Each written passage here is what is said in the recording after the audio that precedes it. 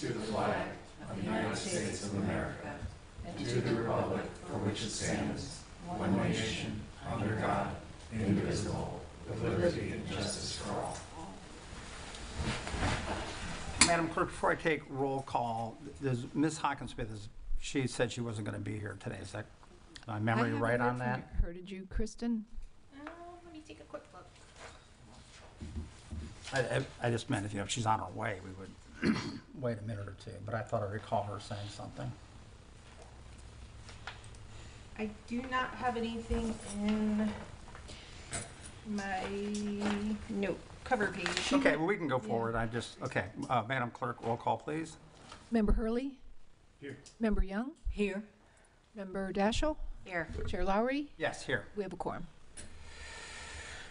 Okay, this is today's meeting for the Historic Preservation Board on January 8th, 2026. The first thing on our agenda is approval of the agenda. And does anybody have anything they would like to add to the agenda?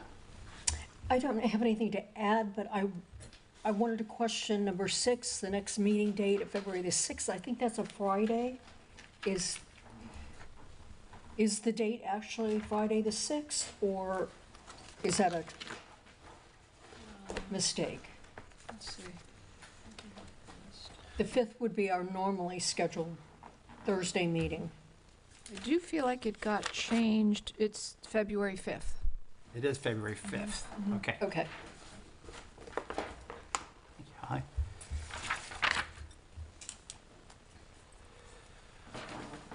Okay, so as far as anybody else have anything they want to potentially add for discussion? Chair Lowry, Yes. staff would like to add a discussion item for applicability of CRDEA and building heights. Okay.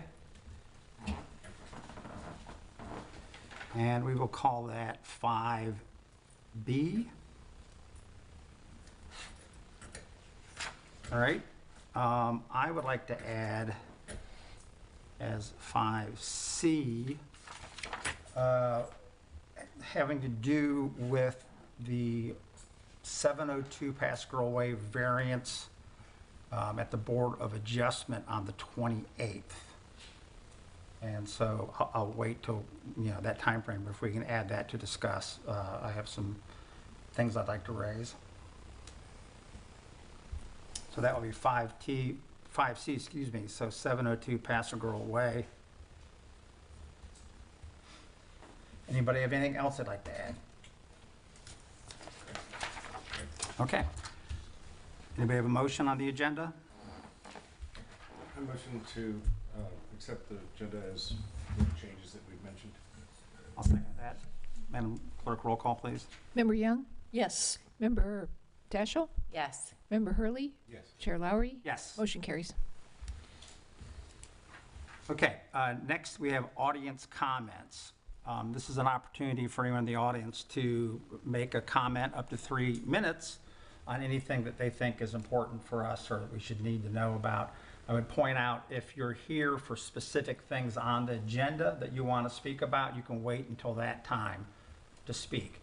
This is just for things that are off agenda. Are there any audience members who would like to speak on anything off agenda? Okay, seeing none, we'll go forward. Next is approval of minutes, and this is for November 6th and December 4th meetings. I'll make a motion to approve the minutes from the meetings both for November 6th and December 4th of 2025. I'll second that. Before we get to that, I'm sorry, and I should have probably, there's one thing on the, I usually never comment on the minutes, but there's one thing I think should perhaps be clarified. Let me find that. This would be on the last meeting on the informational items. We had 6B, which was the Board of Adjustment case coming up on 702 Pasquarel Way, we just mentioned. And in reviewing the number of paragraphs, which I think are really, really very accurate, I have one concern that I have a problem with. And that is in the first paragraph, the second sentence says, The requested variance is to allow the property at 702 Pascal Way to retain its existing front curb cut following the development.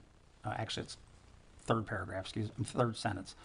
Under Land Development Code, Section 4011, properties with alley access are generally required to use the alley for vehicular access. That sentence is incorrect because under 4011, it's a mandatory shall use alleys. So to say it's generally required is not accurate, and that's actually a very salient point in this whole upcoming variance request. So I've never having done that with you, Madam Clerk, before. Are we just noting that, and then we can just go ahead and approve it? Right, we can approve it with the change. I think you would take out the word generally as your concern. Yes, it should say properties with alley access shall use the alley for vehicular access.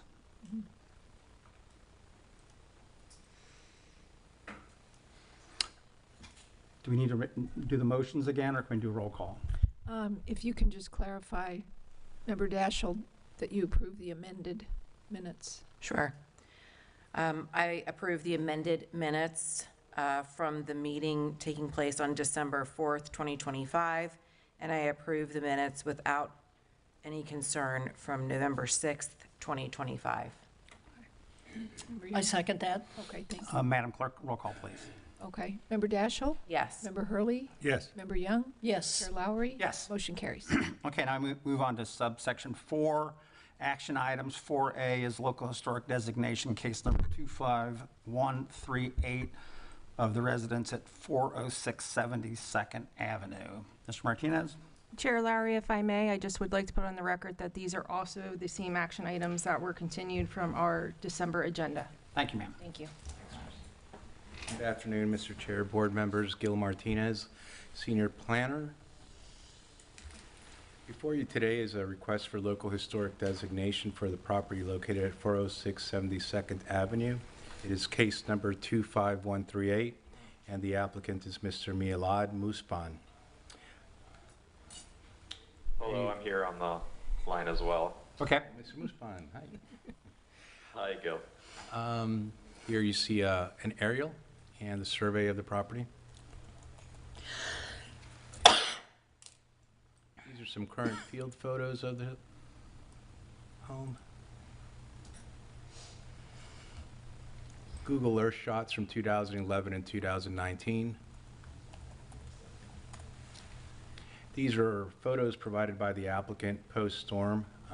This gives you some idea of what the conditions are currently post the storm. So the character-defining features of this property, the structure, it's a modest 1949 minimal traditional cottage with stucco concrete block construction, low-pitched gable roof, centered entry, and simple massing. Its high integrity of design, scale, and setting, retaining original footprint, roof form, and relationship to the street and surrounding mid-century homes, and its significant example of a post-World War II residential development, reflecting St. Pete Beach's transition from seasonal resort to permanent coastal community. Staff findings: staff supports this application to locally designate 406 72nd Ave as a historic building. Staff finds that the building is significant in the following areas. It exemplifies and reflects a broad cultural and political, economic, or social factor of the history, and it embodies a distinctive visible characteristic of an architectural style or period. Motion to approve case number 25138 for local historic designation of the single-family structure at 406 72nd Avenue. I'm here to take any questions, and Mr. Muspan is here as well, if you'd like to address him. Anybody on the board have questions for Mr. Martinez? I do not. I would just say that you've, yes, done a complete and thorough job, as you normally do. Mr. Muspan, am I pronouncing that almost correctly? Almost, yeah, it's Musapana. Muspana, okay. Do you have anything you'd like to tell the board? It's not necessary, but, please feel free to give us any information you think might be important. Yeah, no, I wanted to appreciate everyone for their time, and the property, given its vicinity to the downtown St. Pete Beach area, is really what sparked me to be interested in maintaining that historic kind of sense to the home and to the area. So please ask away if you have any questions. I'm happy to address anything. Okay, anybody have any questions for this gentleman? I do not. Okay, anybody have a motion? I'd like to make a motion to approve local historic designation of the residence at 406 72nd Avenue, St. Pete Beach. I'll second that. And just for the record, that's case number 25138. Thank you. Madam Clerk, roll call, please. Member Hurley, Yes. Member Young, Yes. Member Daschle, Yes. Chair Lowry. Yes. Motion carries. All right, thank you, sir. Thank you, everyone. Okay, 4B, local historic designation, case number 25098 for the residents at 3211 East DeBasin Avenue. Mr. Berry. Good afternoon, Brandon Berry, planner. This is the first of 2 requests for this property that are being heard today. The second is a certificate of appropriateness to significantly improve the front residence on the property, as well as convert the rear casita residence to a garage. The applicant owner is Thomas and Beverly McGuckin, property address of 3211 East DeBasin Avenue, and this request is for the local historic designation of the 3-unit, 2-building residential structures on the subject property. You can see here an aerial of the property. It's one of a row of 5 duplexes with rear unit that were built back in 1949 as VA worker housing at the time that the Don Cesar Hotel was functioning as the VA headquarters. This is the 4th in the row going east from Granada Street. You can see a survey on the right side of the screen. Here's the master site file photo from when the structure was placed on, or considered a contributing structure during our survey back in 2024 of the Don Cesar neighborhood. And you can see here some current photos, limited alterations compared to the 2024 photo.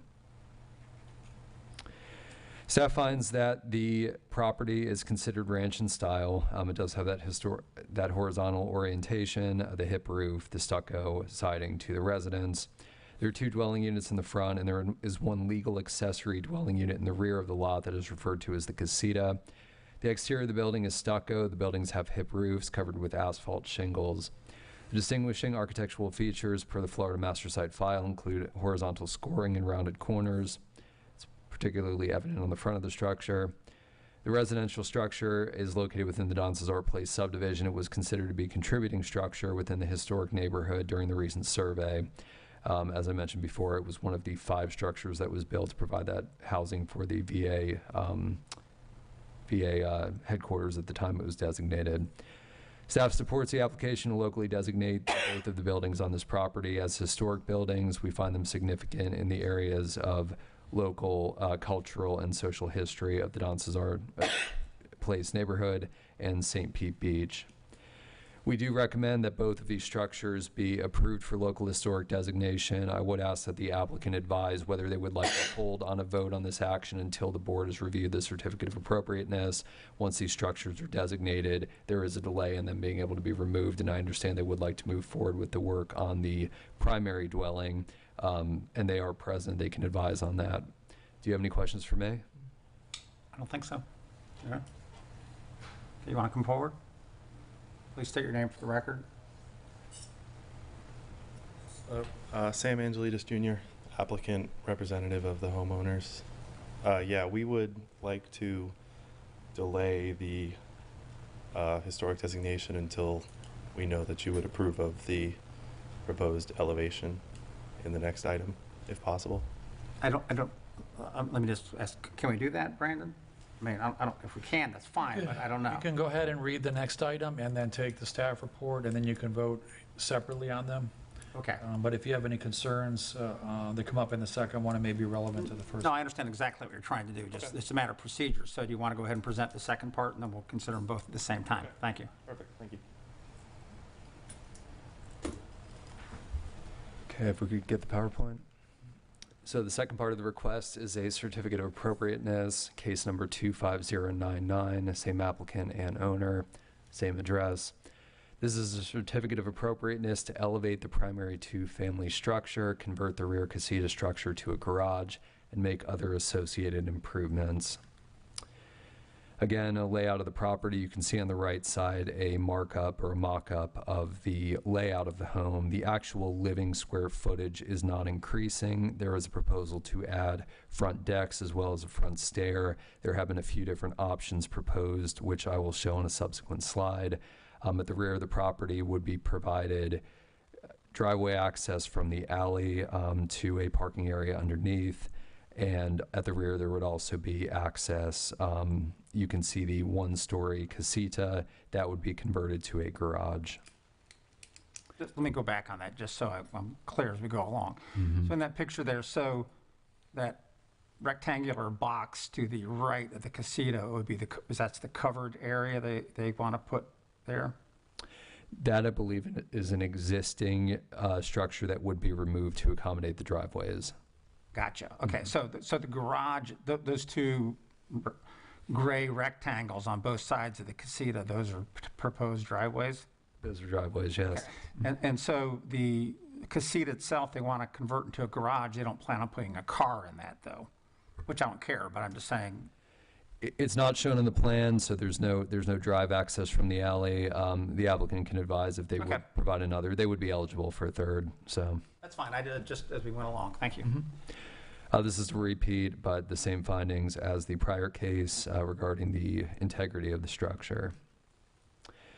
So the certificate of appropriateness application proposes keeping the front building 2 units and converting the casita into a garage. The property owners are advised that once the casita is converted to a garage, the 3rd unit will no longer be a legal dwelling due to the single-family zoning of the property. The duplex, the 2-family, would remain a legal non-conforming use following elevation.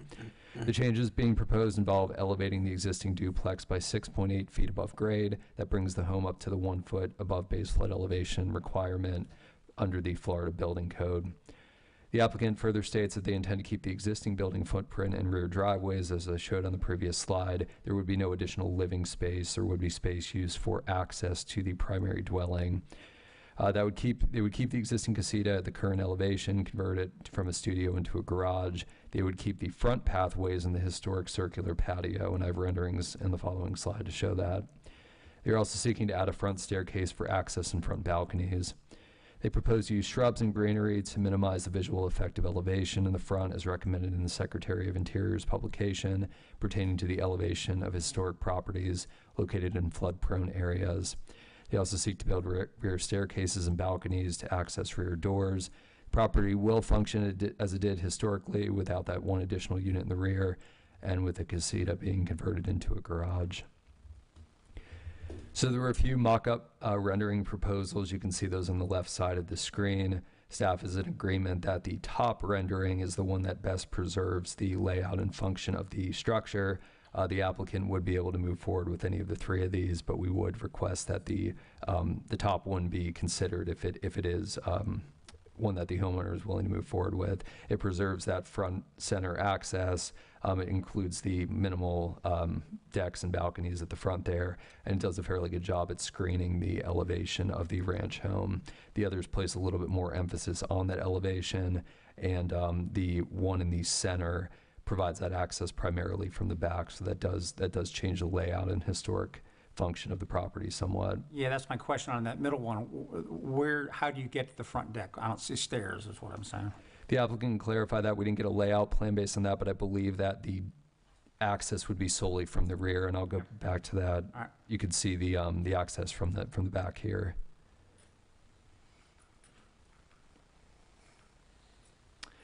You can see here the casita that would be converted at the rear of the property. Staff supports a request for the certificate of appropriateness to elevate the existing duplex building by 6.8 feet above grade. That would bring the home up to 1 foot above the base flood elevation. It could be a little bit challenging with the elevation of ranch-style homes. They have such a strong horizontal orientation, but the inclusion of the stucco, the heavy landscaping at the front of the structure, which would be enforced at time of application, does help to mask the fact that the building is being elevated.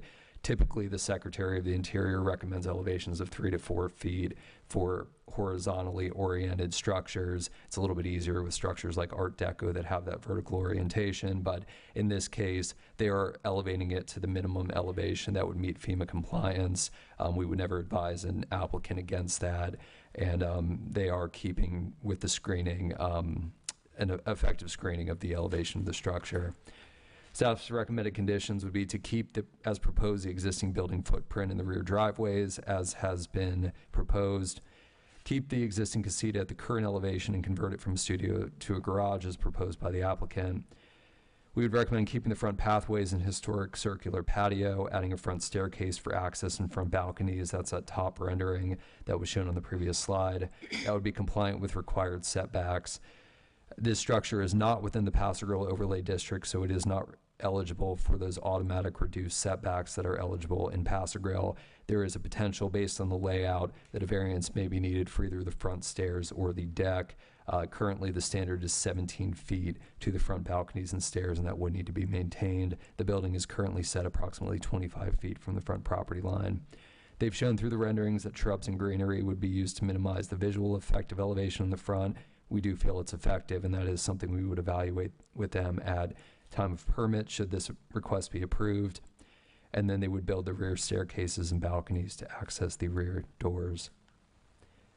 So with that being said, following the request to designate the structure, should that be approved, we would also recommend a motion to approve certificate of appropriateness case number 25099 with the staff recommendations. Happy to take any questions. Yeah, I have a couple for you, Brandon, I think. So if we historically designate it, they don't have to become FEMA compliant, but they do want to elevate it to be high enough to be FEMA compliant, right? Correct, yes. Now, does that affect their historic designation in the future? We've kind of talked about that before with other residences, and I don't know how we've kind of washed that out as far as, you know,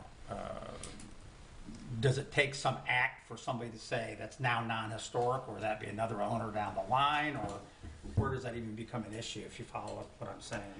So the reason why I asked the applicant to consider a delay to consider both these items together is once they're on the local registry, they cannot de-designate for a year unless they demo the home. They would always be able to come back in a month or two and ask to demolish the home, but they cannot voluntarily de-designate and keep the structure. So the certificate of appropriateness is authorization from the board to move forward with a modification to a locally designated structure. Okay, so they would retain that. So we're not messing up their historic designation if we grant both of these at the same time. Correct. You would be preserving it, yes. And I guess I'm wondering, just, you know, way on down the line or something, years from now, let's say, if they want to do other additions to that house or something like that, is their historic designation potentially in danger because they've raised it, they've made it FEMA compliant? You follow what I'm saying?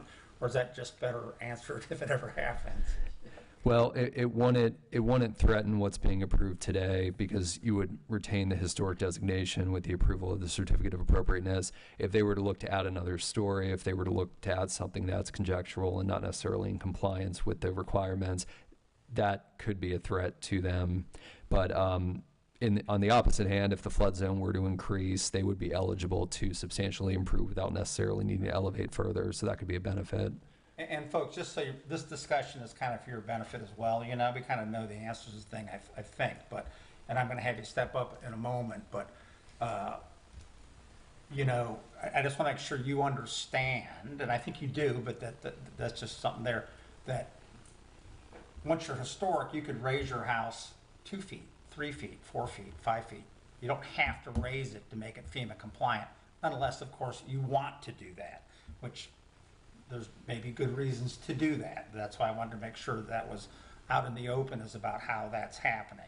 And obviously you're doing the bare minimum, and so just so long as you're aware of all that stuff, that's the only thing I'm trying to say.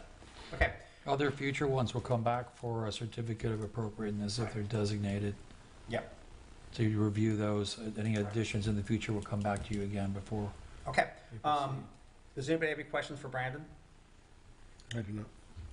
Do you want the, Mr. Angelides, you want to come back up here for a minute, please? Just, I also have something to show you guys the rear mock-up of the casita okay, great. with the proposed driveway. I don't know if they've got that set up. You can show it on the slide and then leave a copy with the clerk. Okay.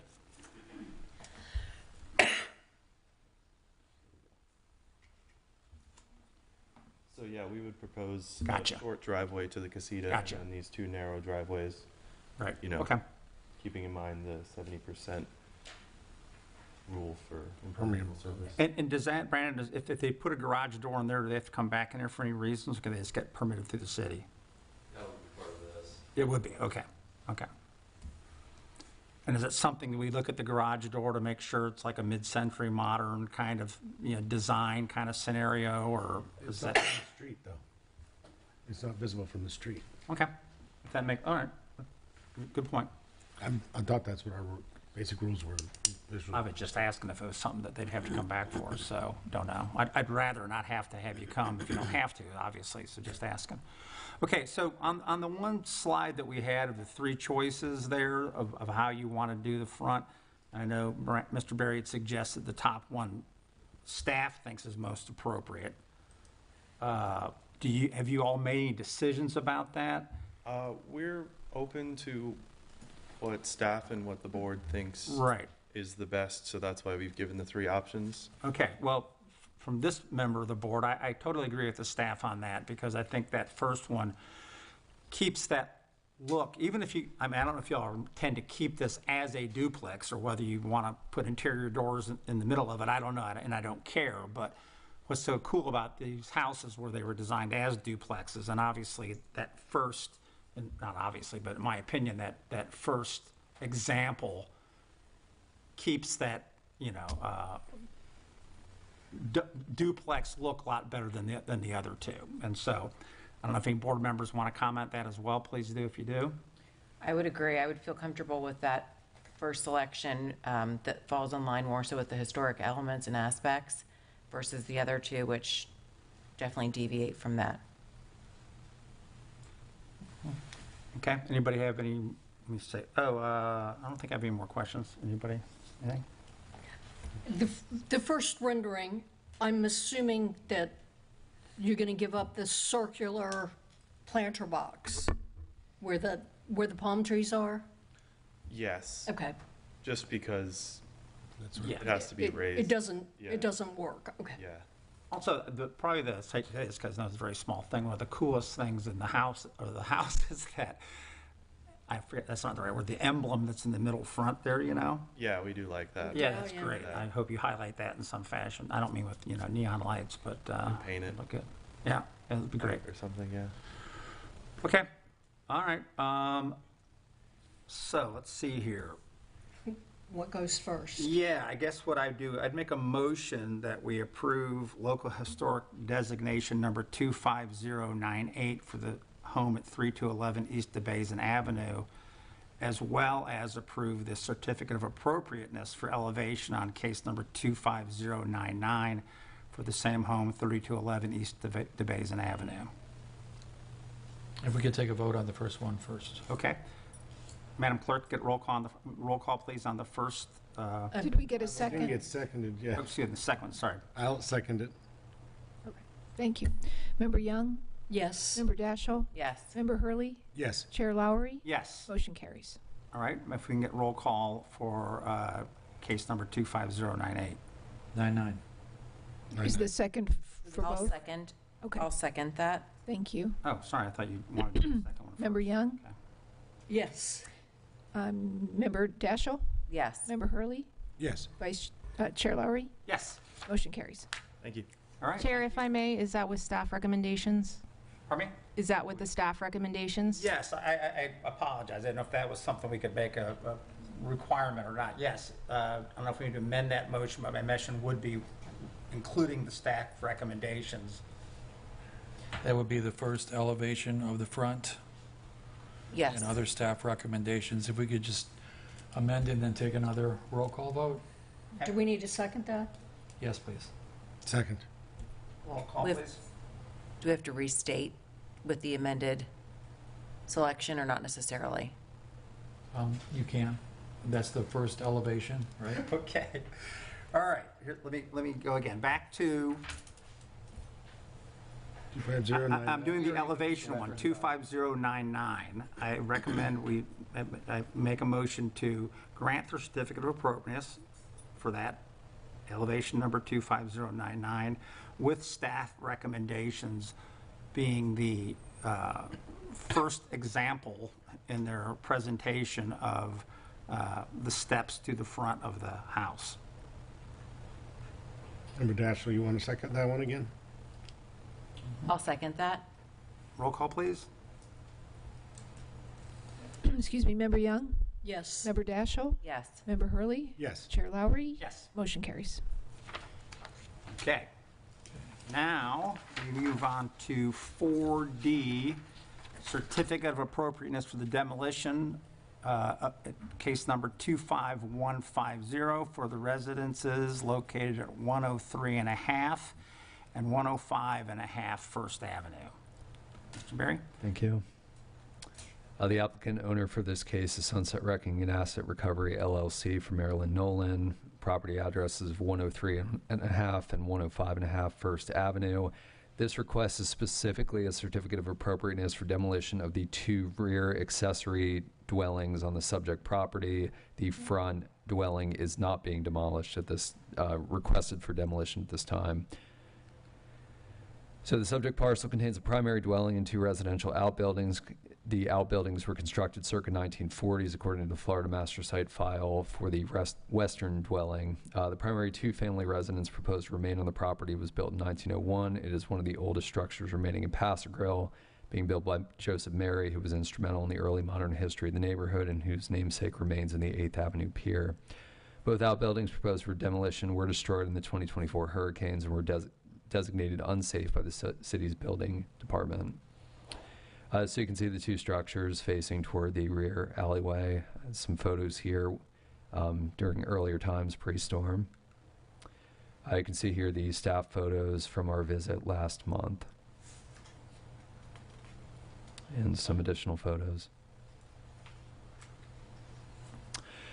As always with these requests, the board can impose a stay. The board cannot deny these requests, but as both of these structures are individually listed in the local historic registry, a stay of up to 90 days could be imposed to discuss preservation incentives or restoration incentives with the owner for these structures. And as always, we review the criteria in the Land Development Code. Staff supports the request to demolish the buildings without a stay, pending applicant acknowledgement of the development limitations, which I'll cover in a moment. The structures are destroyed, they're not safe to inhabit, and they cannot be reasonably restored. The property is zoned for multifamily. The structures are on a multifamily property, but they contain a greater number of units than would be supported by the underlying zoning. Reconstructing either dwelling would require compliance with all current zoning requirements, including parking and maximum lot coverage standards, but would also require the units do not exceed their current developed square footage. I believe that's currently about 700 and 500 square feet. That would significantly limit the square footage of the development allowed on the property. Additionally, if they are reconstructed after pending amendments to the Paso Grill Overlay District are adopted, redevelopment will require Historic Preservation Board design review before proceeding on to site plan review, rather than allowing the owner to undertake development to the underlying zoning district standards. With that being said, we're only asking for an acknowledgement. We're not asking for a delay or a denial on this request. So following the owner testimony acknowledging the limitations that were just proposed, we ask for a motion to approve case number 25140 for demolition of both structures without a stay on demolition. Do you have any questions for me? Doesn't appear to be. Thank you. Brandon, just to be clear, if they were to demolish, they could only build back one dwelling unit? Is that what you're saying? They could build back both dwelling units, but they would be limited to the same square footage that exists today for the destroyed buildings, yes. Thank you. And that is the information you want. That's the testimony, the acknowledgement from you would like at this point. Okay, would the applicant come forward, please? Please state your name for the record and address. Marilyn Nolan. I'm the owner of 103, 105 First Avenue. My current address, though, is in Gulfport. Okay. You heard what Mr. Berry said about the limitations on rebuilding those structures, and you accept those and acknowledge that that's part of this, what we're doing here today? Okay. Anything else you'd like to say to us? No, Okay, thank you, Ms. Nolan. thank you.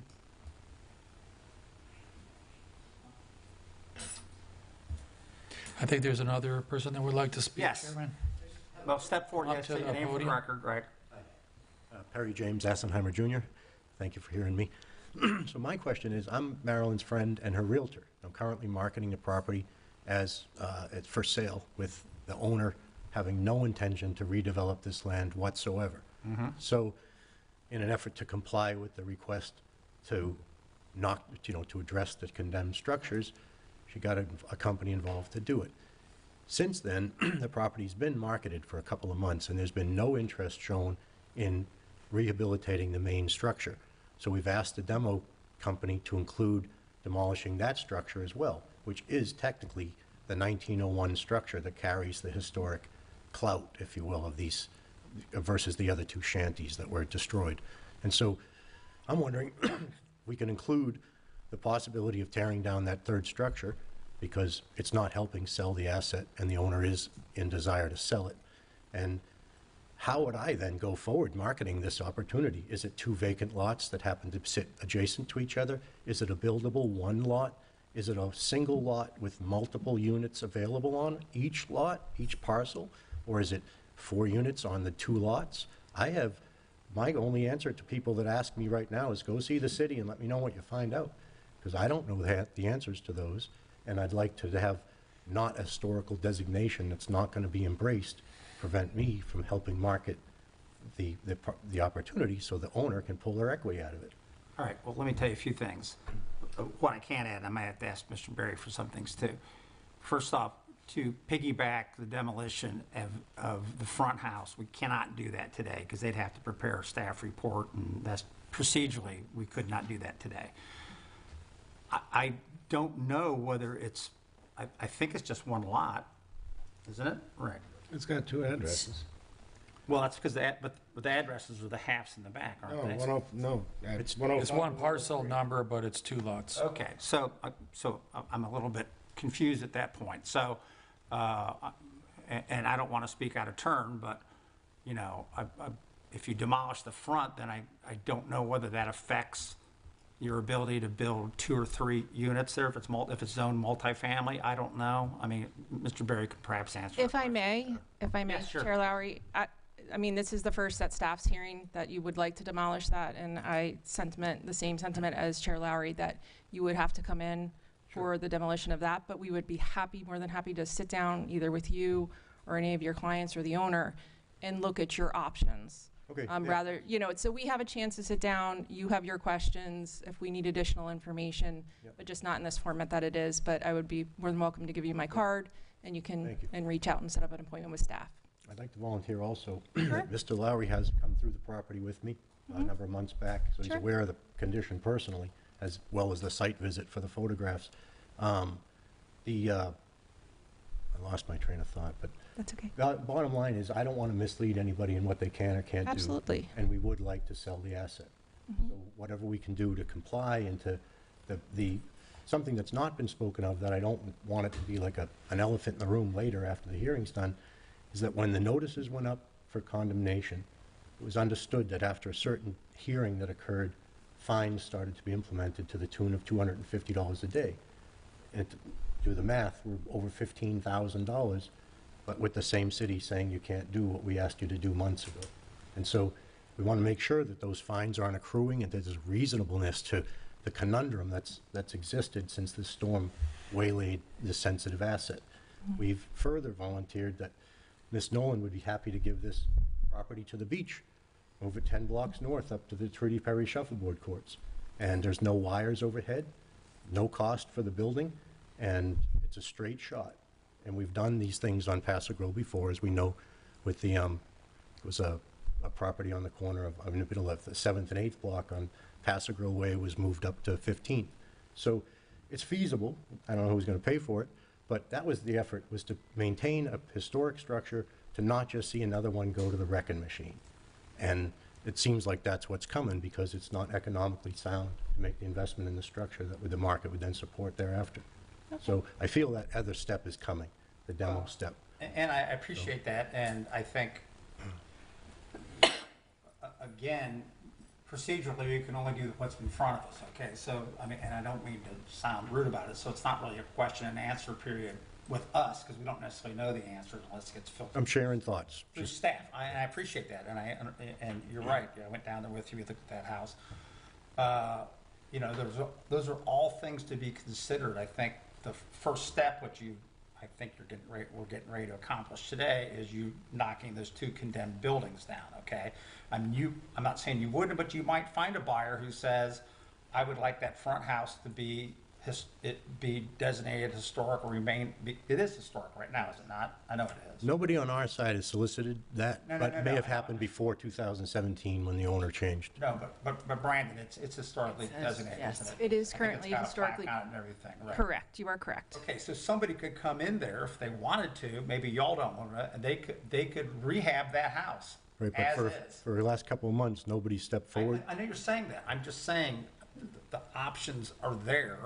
Right. If you choose to not do that, that's fine. Then you can demolish it. We can't stop you from demolishing it. Okay. Yeah. Just that's not something we can rule on today. Again, you have to go through staff, and it sounds like you've got a lot of questions about how you could potentially market that property if the house is knocked down, and they'd be happy to talk to you about that. Just to steer people into compliance. I don't want anybody out there thinking they can do something that then they say, well, we thought we could do this. I'd rather they just know concrete. If the land is empty, this is what you can do, up to this. Okay, well, that's what they would be happy to tell you if you want, and you have Okay. to sit down with them. Yeah, I'll follow up. And as far as moving the house, that's a whole, as I can attest to, that's a whole new can of worms that is potentially a possibility, but would be very time and financially involved because, as you know, having been through that house, all the floors are gone.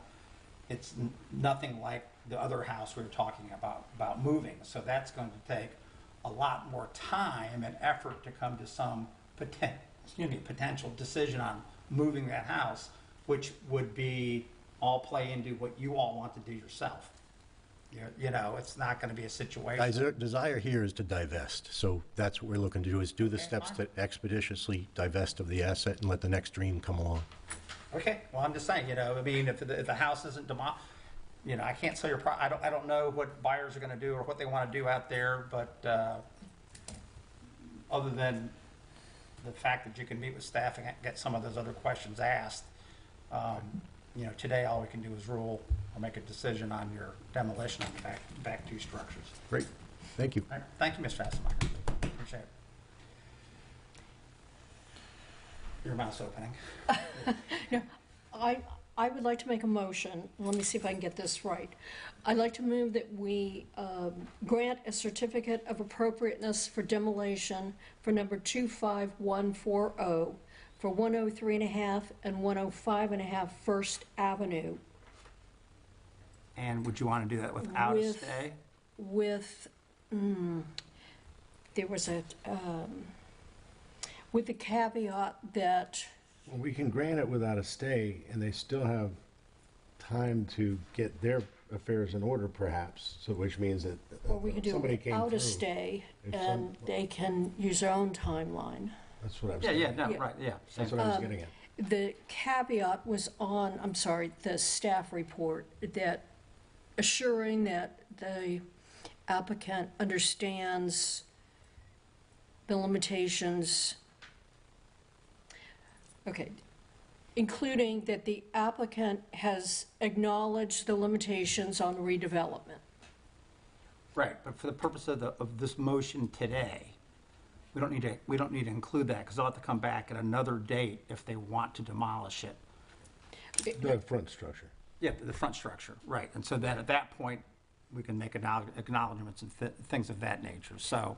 But she has acknowledged that she understands that once those 2 buildings are gone, that Yes, the but, limitations on any redevelopment. yes, but we don't have to put that in a motion, that's on the record. So, Okay, all right, so if that's on the record, then that was my motion. Okay, then, just to be clear, I'm going to second the motion to grant the certificate of appropriateness for the demolition, case number 25140 for 103.5 and 105.5 First Avenue with no time. With no delay. stay. With no stay, correct. Without a stay on demolition. Yes. Madam Clerk, roll call, please. Member Daschle? Yes. Member Hurley? Yes. Member Young? Yes. Chair Lowry? Yes. Motion carries. All right, now we're going to move on to subsection 5, discussion items. 5A is the design guidebook dash front content.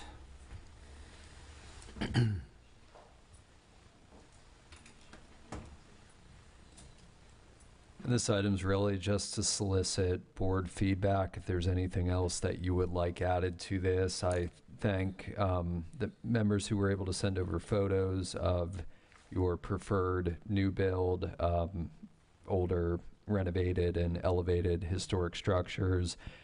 There were, I am going to take a few of the photos on the very last page, page 11, and expand on those, give a little bit more detail for why those were selected. I got to get to those. Sure. Yeah. Okay, so page 11 was, well, on my thing, it'd be 131 out of 130. It's the one that has the 9 photo. No, 128, page 128. okay, let me go back. On 131, there's a whole bunch of photos. What were you talking about, Brandon? The ones at the end or the ones at the body? The ones at the very end. It should be the second to last page in your packet. That's page 131, I think. 132. It has the 15 photographs. Mm-hmm. Yeah, that was a, go ahead, finish up what you're going to say.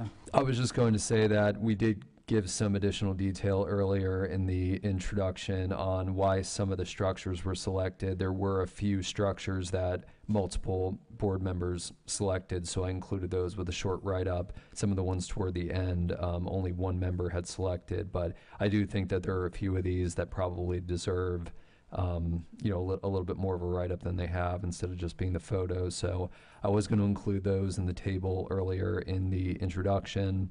But with that, I just wanted to get board feedback. This is the last item that we're waiting on the adoption of the amendments to the overlay in the CRD 8th Avenue to adopt. This is the part that staff and the board have committed to completing. And barring any changes that we discussed today, I think that our part is done. We have been working with Tara Salmieri.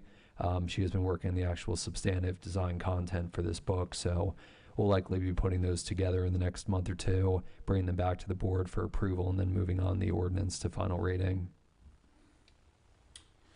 Okay.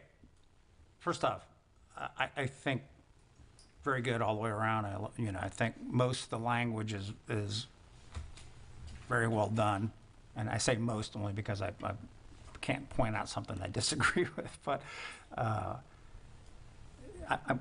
as far as when we get into when we start using photographs, I guess before that, when we talk about the different styles, this and for y'all, I'm on page 124 of our thing, but this would be, Brandon, the part that talks about heritage, architectural styles, and existing promoted construction. We talk about frame vernacular, et cetera. Is it your plan to ultimately put photographs in those sections?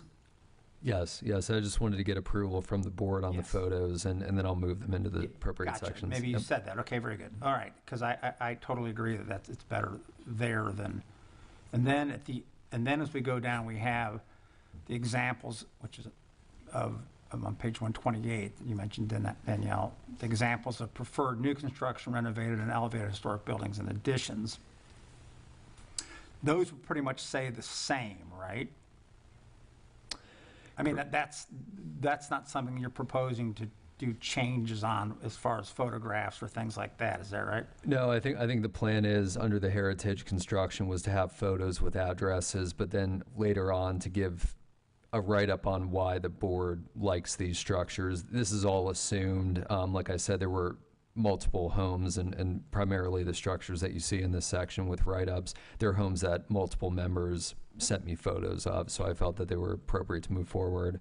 Okay, let me ask you, and everybody please pipe up. So I'm down on page 129 now of the 133 pages. The address at 109 17th, which is the board essentially saying that's a new construction that we approve of. And I'm just wondering, I'm throwing this out to the rest of the board, we want to include the house that clearly, it doesn't, I don't believe it has 4 stories, but it looks like that. That section on the right, I believe, is just a raised higher ceiling, isn't it? If I remember correctly, you remember offhand? I don't remember offhand, no. I didn't think there was a floor between, those 2 sets of windows. So that was one question. I realize that I'm trying to have this design guidebook, kind of, especially when we're talking about new additions that we may or may like. I don't know, you all may like the new 4 stories that are being built now. Mm-hmm. And we may be talking about that a little bit later on building height, but, I'm just wondering if that's something that we want to encourage by showing a house that appears to have 4 stories. Well, I think this is an example of being able to build 40 feet above grade without it looking like a box with just that little, on the right-hand side, on the very top. Good point. That goes up to 40 feet, but it doesn't go all the way over, so it still retains the style that we're looking for without turning into a modern box. If somebody is looking to build that high up or needs that extra room, here's a great example of how you can do that without overwhelming the actual structure.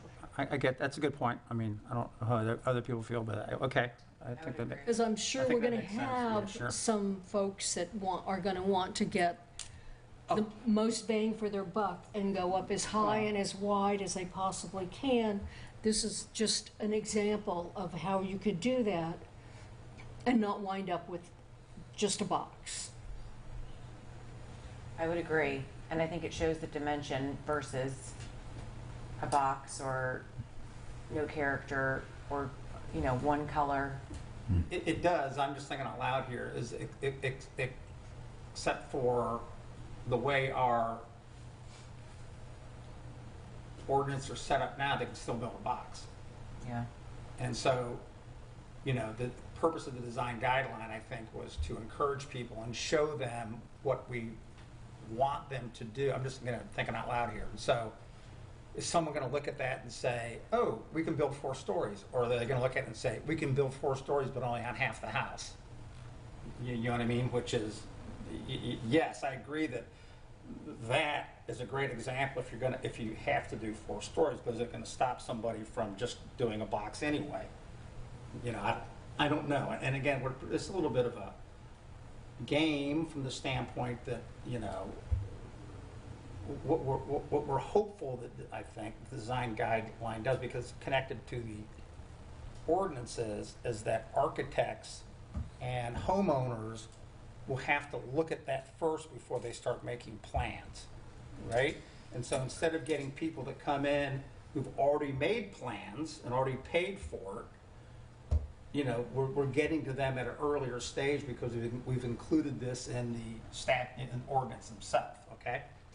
And so considering that this is just a suggestion of what we like or what the historic board likes,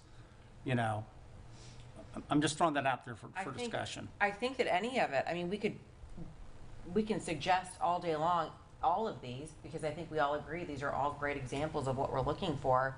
But at the end of the day, if they choose to do a gray box, they choose to do a gray box. Well, except for, my understanding is the way that we have this worded now is they have to justify to staff why their new build fits the design guidebook, right? They would still come in and they would need to have, if they were to not follow the guidebook, they would need to have a designer or architect justify to the board why they... Which means we essentially put the onus on them of being compatible to what we look at or looking for as opposed to them just deciding on their own and just saying, well, here, you've got to take this.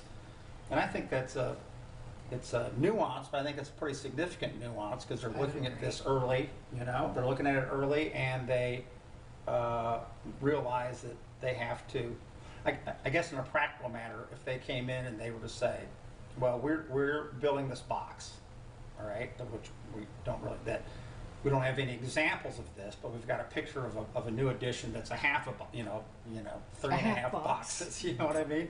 And then whether we've opened up an argument that we do fit the design guidelines. I don't know. I'm just probably. I see what you're saying 100%. I don't know if there's a way to make the language stronger, perhaps in the description. I like how you have in there about avoid an imposing monolithic appearance. I think that's pretty clear. Yeah. Let me back out for a second. That final sentence on that description is pretty good. And, yeah. So okay.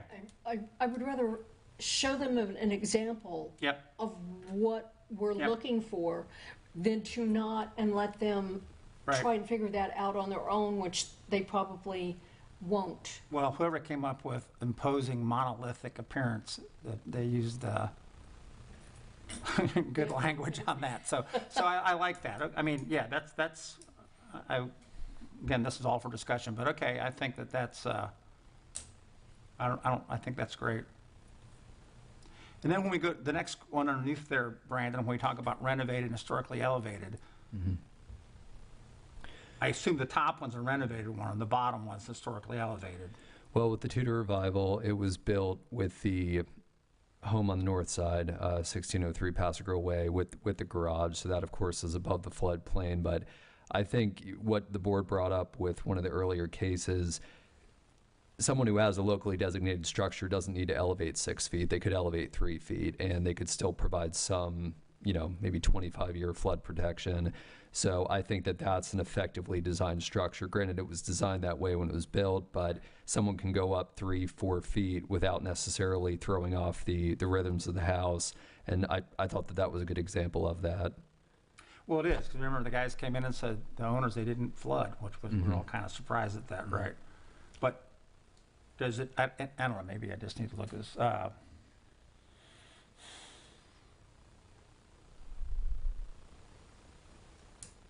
Maybe the wording for the category could be a little bit better. What I meant by historically elevated residences was those that were built not directly at grade or right above it. There was some elevation to them when they were built. Yes, so that's exactly I just need to clarify that. Okay, all right, good. Mm-hmm.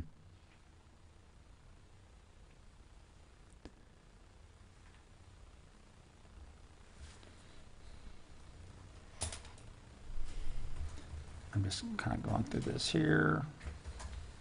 I think you did an excellent job with the 2104 Paso Grill Way. Yes, me too. Yeah, that's A great example of the kind of stuff, right?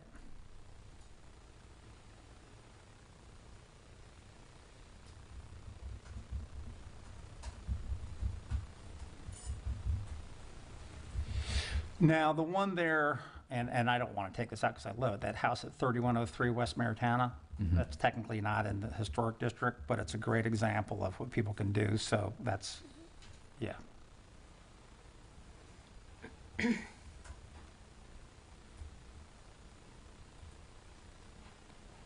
Okay, so you are going to take those remaining, what have we said, 15 photos and perhaps put them into, as we go, and I just want to comment on a couple of those. The one, okay, what I'm going to call the second row, first one on the left, that Craftsman bungalow, that's a, one that they raised in the air, which they did a great job, and it really didn't change the look of it. Well, actually, all those, the one next to it is also, that's the one, there's 3 houses in a row that are great. One's moved, one's new, and one's raised, and they're all 3 excellent. And the 7th house there, I think, I don't know if you're planning on using all of these or some of them, but that house, to me, that's one of those, I don't know what you'd call that design, but it was kind of those early kind of bunkhouses almost that were on Paso Grill, which you wouldn't think you could raise and it would still look good, but they really did a great job on that. I agree. We could pull up the overhead so we can follow along. Yeah, sorry. Yes, that one that with the Jeep in front of it, that's one that typically you'd think would have a hard, and that's because their first floor, which is not habitable, is still designed to look like it is habitable from the outside. Mm-hmm. Yeah, I don't know if there's something, if that's always been the distinction on these ones that get raised.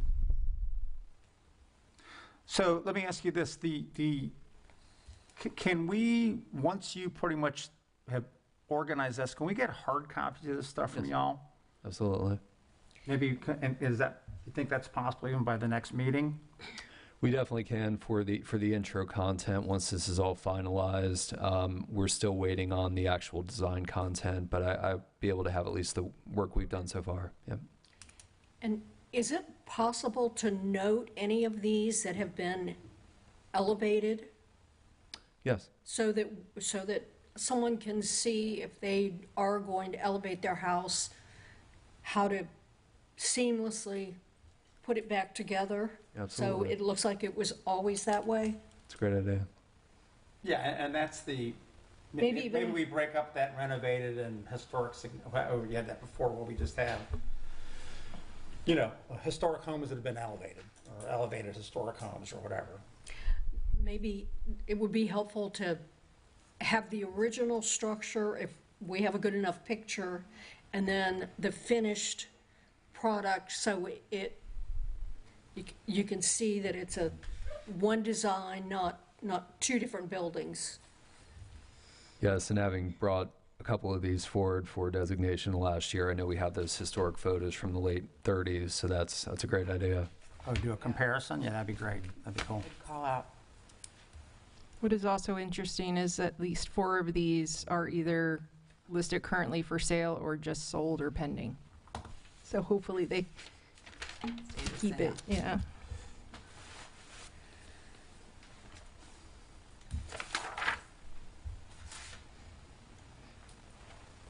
Okay.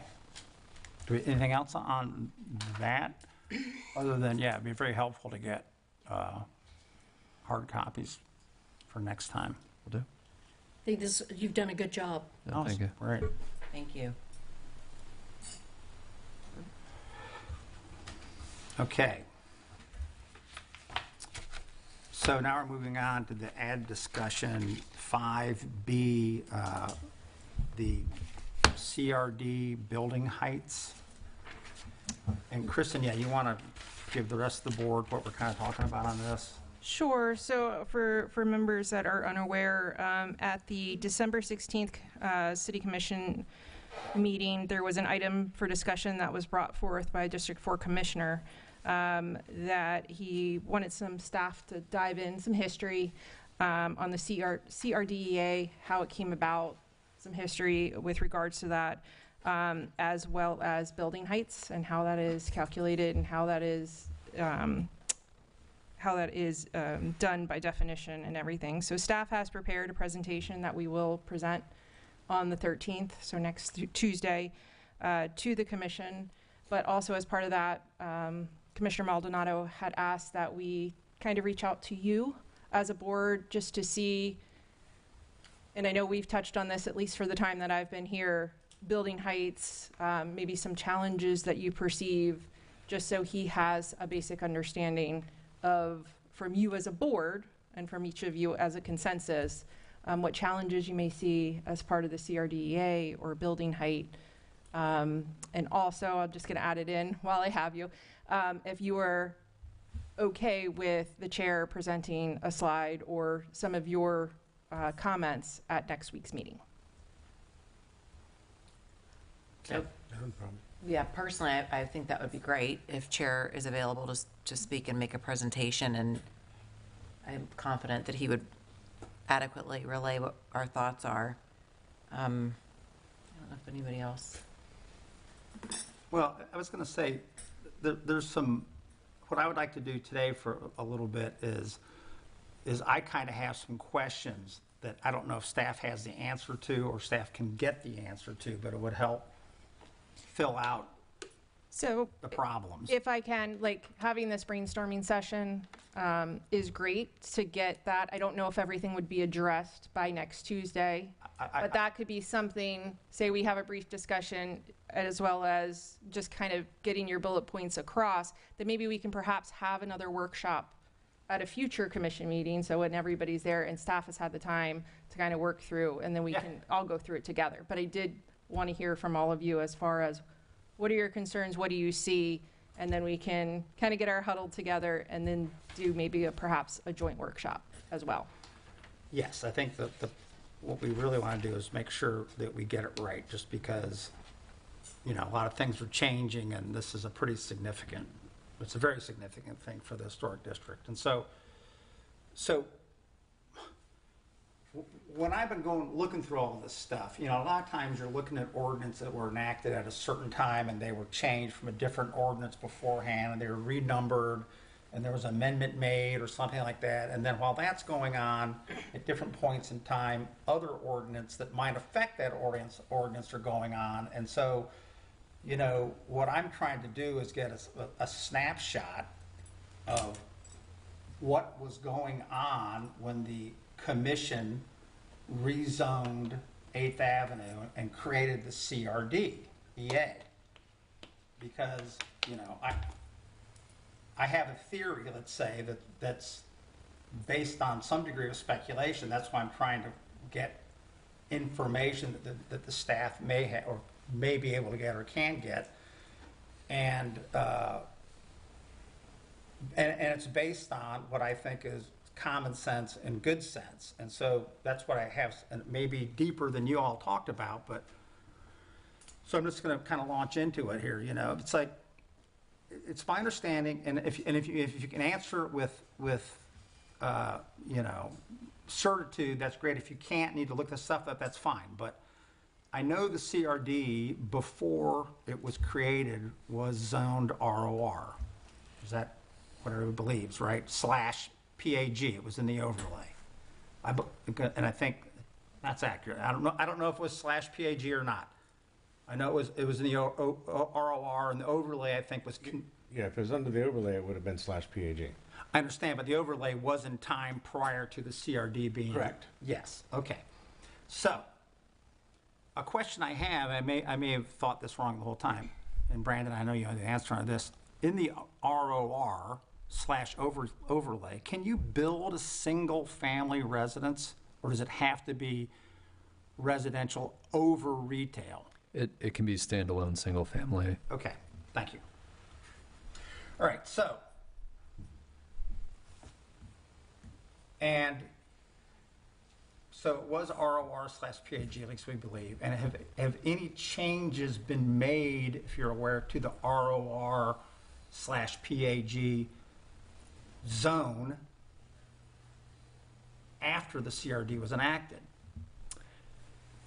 The only change was a use change, and I believe it was just to allow for outdoor music as a conditional use. I don't believe it was anything more intensive than that. It was they're minor changes. Okay, well, I'm going to tell you where I'm going with all this. I'm not trying to surprise everybody. I just want you to get an understanding of what I think we have to have an answer for if we can.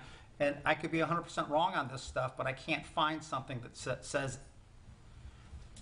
What I'm concerned about is that when the CRD was enacted, there was an intent to do something. And nothing was done, nothing was built under the CRD for at least 7, maybe 9 years. And then when it was done, my guess is probably the staff was not still around that was there 8 or 7 or 9 years before. And there could have been an interpretation of the CRD that was inconsistent with the intent of the CRD. And I'll go into that in a minute. Okay, and so I'm not pointing any fingers or saying anybody's done anything wrong, but there's only been one thing built in that zone, and when it was, which is the Berkeley Beach Club, and when it was built, everyone said, "Oh my God, how's it that high?" So, for example, did those plans go through any board, or was it just the staff saying we approve these and they were then made? Okay, so was there any check and balance, for example, of those? Because at the time almost everyone, to a person that I saw, they go like, when's it gonna stop? We thought it has to be limited to 3 stories, and it wound up essentially being 4. And the city, I know y'all, you were around for that, you all remembered, people saying they made an error, or they forgot about that part, they had to add it later, and the city would say, other people, not y'all, would say, oh no, it was all by the book, everything was fine, there's no problems with this. Okay, so, and I'm gonna tell you why this to me is important, because if you look, when the CRD was created, which is either, I'm not even sure, 2010 or 2012, it looked like something happened in 2010, but something, go ahead, Brandon. It was it was a 2010 ordinance, it was adopted in 2011, and it was significantly modified in 2013, so the city re-adopted it. It came into being in 2011. That's when it was created. And do you know if any of those from 2011 or 2013, any of the changes had to do with height? No, it was 35 feet from the beginning. Okay. So. But it was 35 feet maximum. It was not 35 feet plus BFE, which is what it suddenly changed. Well, that's where we're trying to get at here, okay? Because if you look at building heights in all the different zones, they all are the same.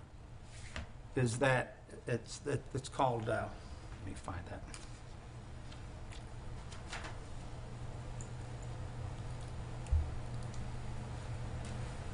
It says building height.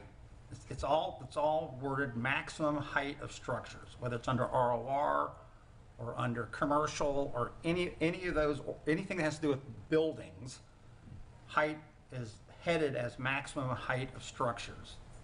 And then within that it says the maximum, and everyone says the same, the maximum height for all structures shall be X number of feet. And some are the same, some are different depending on the zones.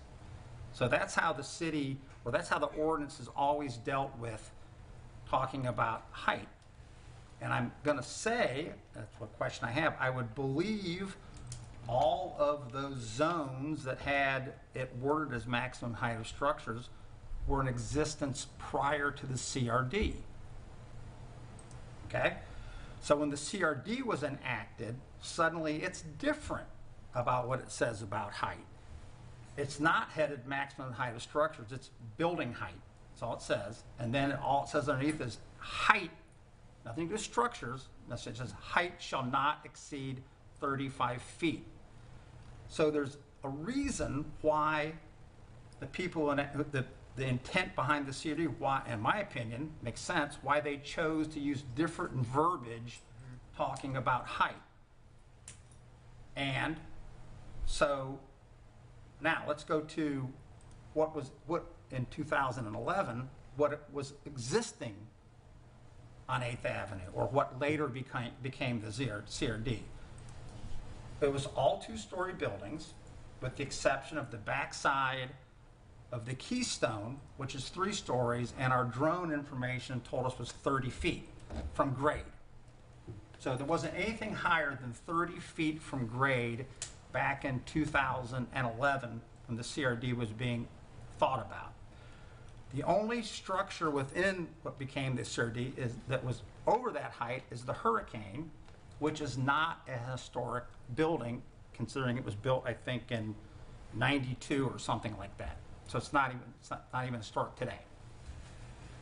So I would suggest that when the intent to create the CRD was, how do we maintain 8th Avenue to look and feel the same for the future? Because at that time, it was ruled by the ROR, right? And under ROR, you couldn't build a building with a covered sidewalk and build it all the way to the street like 8th Avenue. So you couldn't rebuild 8th Avenue the way it was supposed to be, all right?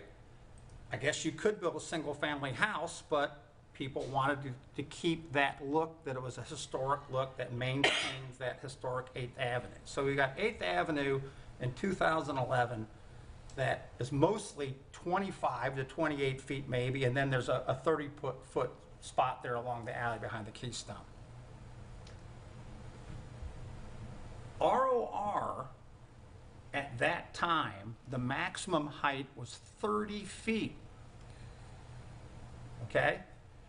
And so if we're taking the assumption that you get to add base flood elevation to everything, then in 2011, when it was 30 feet, you were going to add 10 more feet, essentially, to make it 40 feet.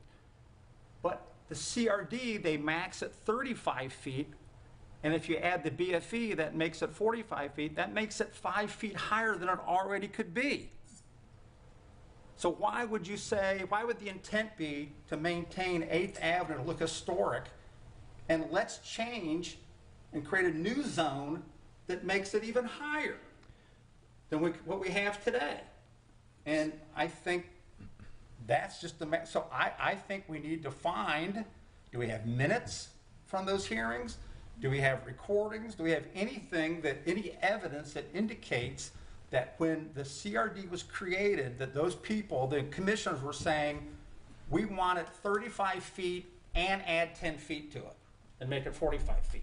The historic board is the one that did the majority of the heavy lifting on all that. Were you with the there at CRD. that I got the joy of listening to my uncle, who was sitting on the board at the time, And and him going over the different ways they were trying to approach it, and how they were trying to protect height. And I remember one in particular that kind of surprised me, and that was, pick a spot on the street, and that's the spot in front of your building, and yours goes up 35 feet. That's it. Right. And somebody was arguing because they said, well, it's out, the area is elevated all the way to the ridge or all the way to Gulf Way. So each building is going to be a slightly different height, with the ones closer to the beach being higher.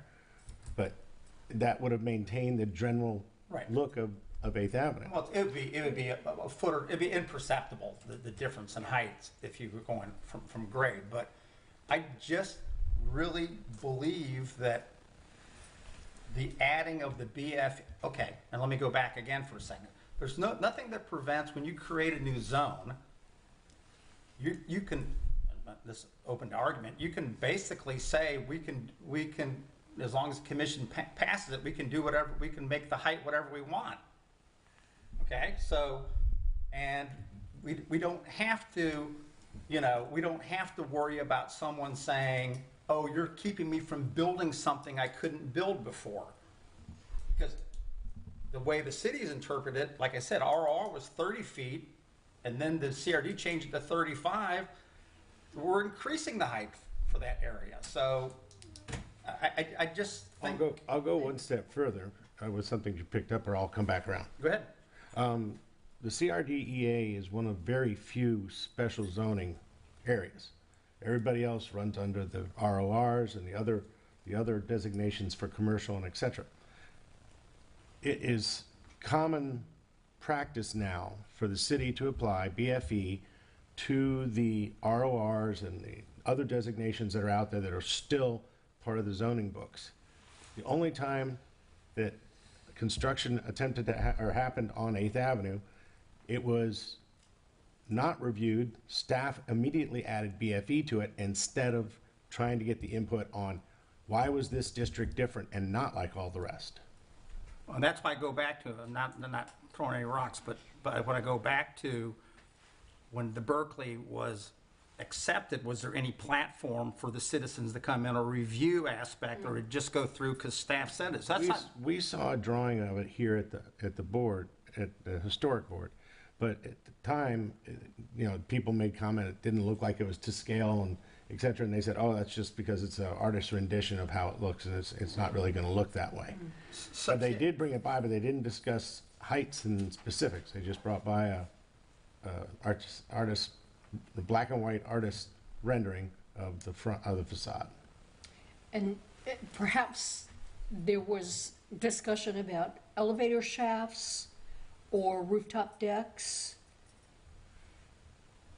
Well, that were trying to be accommodated in anticipation. That rooftop decks were starting to get known or popular about that time. And I don't think there was a rooftop deck before the Berkeley came in, besides the hurricane, but that's not really what we're talking about. Well, I think that...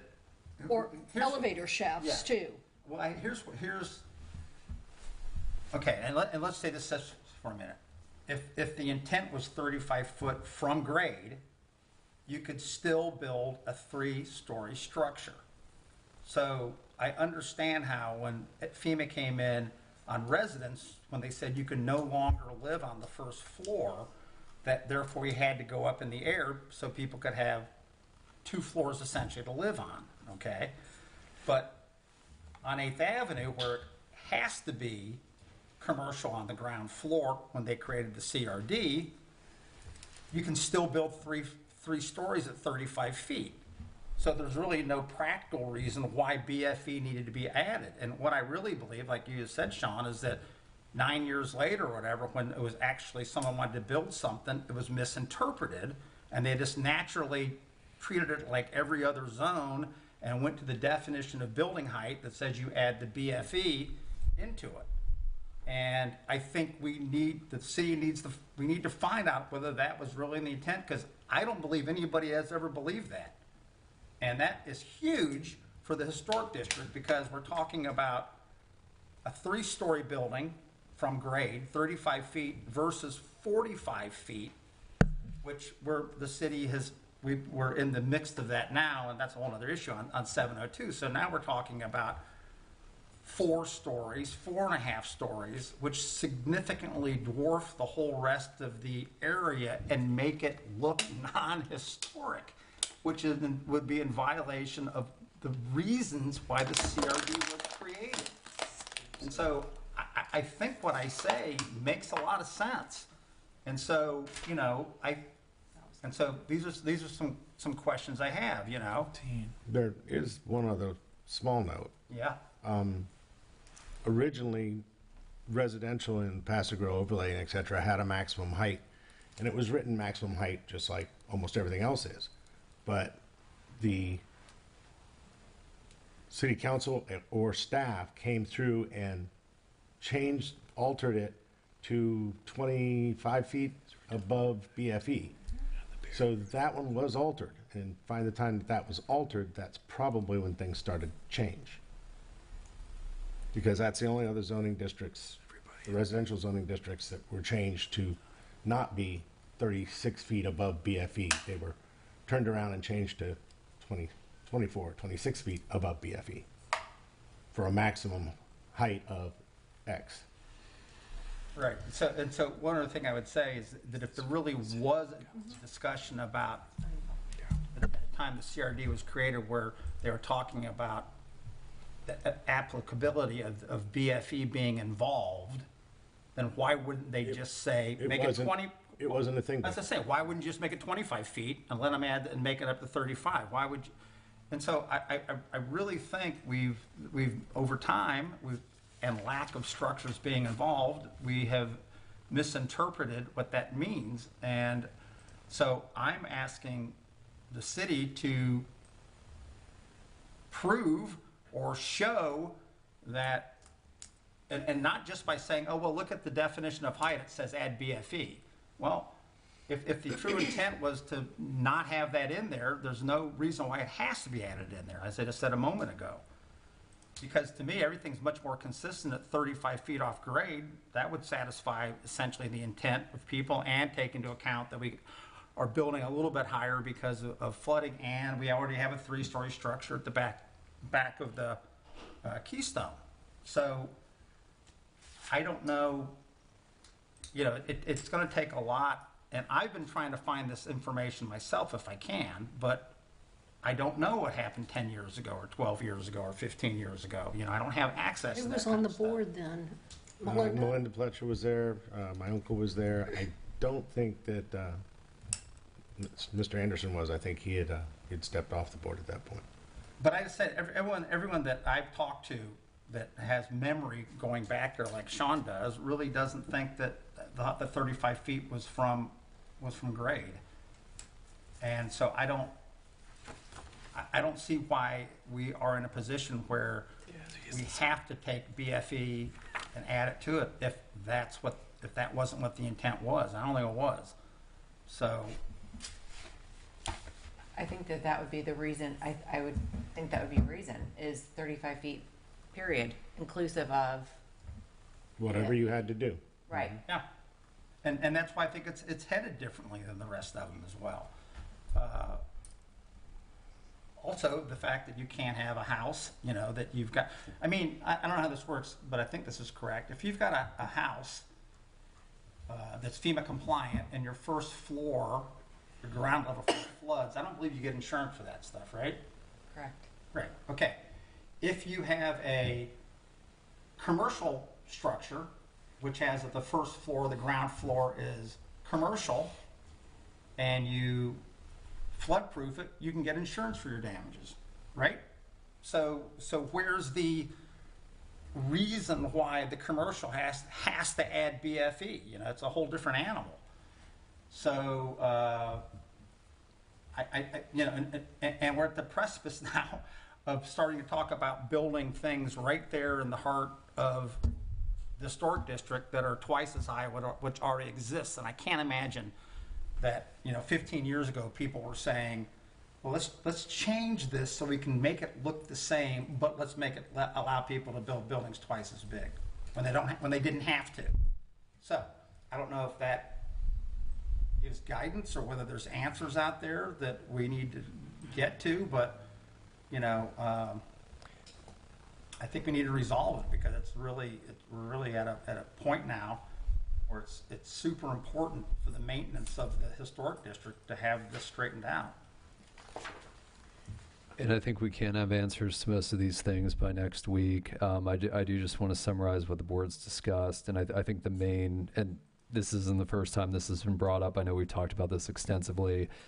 It sounds like at some point, and this could even be going back further, and I believe it does go back further than 2011 when the CRDEA was adopted, but at some point in time, base flood elevation as an actual height added onto the potential buildable height of a structure was thrown in there, potentially without intention, but it has been added in as an additional height that a building can be constructed to when that was not the original intent. Is that what the board, okay. Yes. And again, I'd use a key is going back to looking at residential, when the residential zoning was changed to be BFE at 24 feet or what that number is above BFE, because that's specific in residential. And I also, okay, so I'm going to say it again, just because I think it's so important as a matter of common sense. If they couldn't rebuild under ROR because they couldn't build over, you know, covered walkways and things of that, so they wanted to make something, a zone specific to what already existed, why would you add under the way it's interpreted now, why would you add 5 more feet to height when it was at 30 feet under ROR? It just makes no sense, you know. And so, is there a database of the past meetings from all those years ago? I mean, is there anything? That far, though. We have minutes, we have written minutes. It's not like we have today where we have videos that we can go back and listen to the actual discussion. So it's summaries, but we have minutes going back to the 50s. So is that something that we would be able to maybe, I mean, obviously it's a big. Well, that's what we're going to try to look for, I think, here. All right. If there's something out there, I don't know. We'll have some minutes published with next week's meeting. It's not every single discussion that was held on the CRD 8th Avenue, but we could always get that information for the board. Certainly for a workshop, we could have that information. Right. So as part of the City Commission meeting, agenda was just recently published. Yep. So you'll see some of what staff has found if you go into that discussion item and the files that we've attached to it. Now, where would I find this? Say again. So if you go to the agenda on the city website, under the files for Tuesday's meeting, you can see what staff has added as part of that presentation and the background information. Absolutely, it was just published this afternoon. Yep. Okay. Maybe while we were here or just before. I hadn't seen that. Okay. Yes, the city clerk has just published. Because the other thing I was going to say, especially if, and I guess we have to make a motion and vote on this, but as you said a moment ago about whether chair could be, myself could be present for and maybe speak at this presentation. I'm available, and I think I sent the email to you about that, Kristen, whether tomorrow or Monday or the day of the meeting or something, if we all want to get together. Because I don't know, I may have stuff that you show me something, I go, okay, you're right. or that changes the thought process. And I don't know. I'm just speculating on some things and using common sense. But so I'll read that stuff though today, and then maybe we can talk again. But if that's the case, and do we need to make a motion to have me available to be at the presentation, Ralph? You think? I think if you're going to be there on behalf of the HPB or Historic Preservation Board, there should be a motion. Yep. Otherwise, you should speak as a citizen. Right.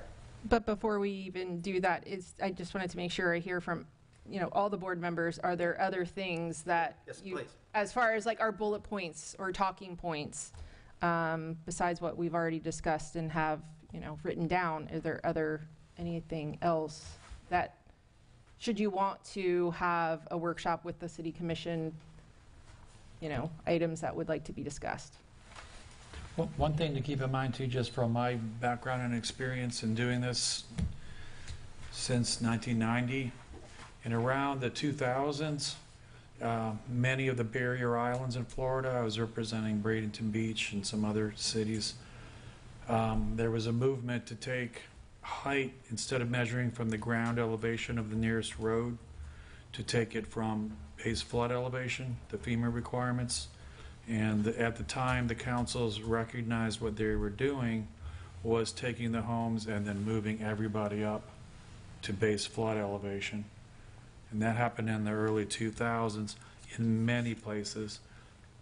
The thought behind the council deliberations at that time was, because we're going to raise the bottom, we don't want people to lose a floor. But they knew that they were going to be towering over their pre-existing neighbors. And it was a trade-off, and it was a difficult decision. But that was going on at the same time on barrier islands. Apart from the zoning, where are we going to start measuring height for everything in the island? And that's when you go to this definitions section that's in section 2 of the, or chapter 2 of the LDRs. Here we have 2.1, I think it is. You may want to look at how it evolved, what it was prior to 2003, what it became 2003, what it became in 2015, what it became in 2021, and the definitions were constantly changing that would affect all the zoning categories. Yeah, and I recognize that, and I fear for that too, because, but there's a distinction between, because it's a different animal, it's not residential. And I can understand the spirit of FEMA saying, we don't want people to drown, so you're gonna have to raise your houses, and everybody says, okay. But we don't have that situation in the CRD, because it's commercial on the first floor. And so the reasons why you would uniformly raise the heights under the FEMA thing, and knowing you're going to, because we all know that. We all know there was hardly any 3-story houses in Paso Grill in the old days, and now there are 3 stories, and we don't kick about it because we know it's FEMA required. That just is okay. We're not arguing that point doesn't affect, but the CRD, which is a specially created zone for one block, it's not even a huge area, for one block, that is a different animal where those reasons don't apply. And, But maybe there was no distinction made back then. maybe there wasn't, but that doesn't necessarily mean we have to live by that. Just because we made that mistake once, let's say, if that was a mistake with the Berkeley, it doesn't mean that the city commission can't reevaluate in that and say, no, because this is a different animal, this is not supposed to apply to this zone, which was the initial or the original intent. Because, I mean, I think is not to wave the flag here, but voters and citizens, we're supposed to know, if there's an ordinance that's passed, it can't just get changed without anybody knowing what's going on about it and having some actual reason why we know that it's being changed, just because somebody on high says, add 10 feet to everything. Well, what are the reasons for it? Is there a practical application or is there not? So anyway. I think a benefit would be whenever the meeting is with the commissioner, when we have a workshop. I think a lot of times people will come in to want to build these commercial structures, and they show these mock-ups of buildings that look like they're the same size or gargantuan. So I think it would be of benefit to have maybe an aerial map and then each of the structures within the commercial zoning, the height that they actually truly are. Because again, Not to interrupt, we do have that, and that was something we should have, that, those drone. Drone measurements that we had? yes, I've A seen, couple years it ago. before, but I No, think you weren't on the board, we did it about 2 years ago. I think it's a benefit because visually, I think there's a lot of games that get played, and I think that would be a big benefit, especially for members that maybe haven't been around as long. And that would be for any future design review or document brought forward to this board. The renderings, we need to show the actual accurately scaled heights of buildings, not. We're talking about there where they use the building blocks for. Correct. We know what the heights are because of the drone studies, so Where, we like, they could do show that. there's- You know, they have a 45-foot building and they've got a 50-foot building next to it that doesn't really exist, right? Mhm. But no, I think we should, for that presentation, and also, Kristen, you know, just, this could be a bit of a work, obviously, a work that's going to, in progress, it's going to take a while. I mean, maybe we do need to have a workshop with the commissioners where all this stuff gets brought up, you know. I'm not saying that at this meeting, they should make a decision. I think we're bringing up stuff that may require, you know, some more thought and more, you know, research. I don't know. Right, and it's my understanding it's really just some informational, as, you know. Yes. Yes, yeah, there's no decisions being made. No decisions being made. Yes. Just if staff could provide some background information of how we got to this point. Right. And then that will give us talking points should we get together in the future. And then, yes, we're all on the same page. We're not going from board to commission and back in relaying and Right. have the meeting of the minds and figure out next steps. And of course, with legal's opinion, what could be done or not. Well, and why this becomes critical at this juncture, I'm going to say, is because of the proposed building at 702 Paso Girl Way. I mean, if the city commission decides, or at some point, that 35 feet means 35 feet from grade, then that affects things significantly. And I think we have to have an answer on that as far as height before we start, you know, accepting permits or breaking grounds or doing whatever. And so that's why this is so critical at this point. So it may take a while, but I think, you know, that the intent of the public and the citizens and the voters was not what we're doing right now. I could be wrong.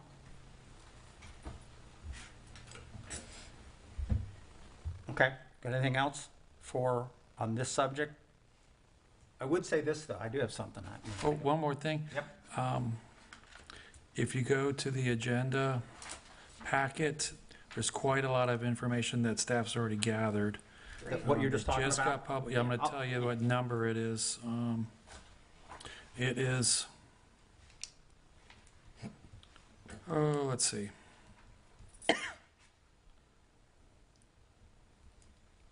Let's see, I'm trying to figure out which number it is on the, it's 2C.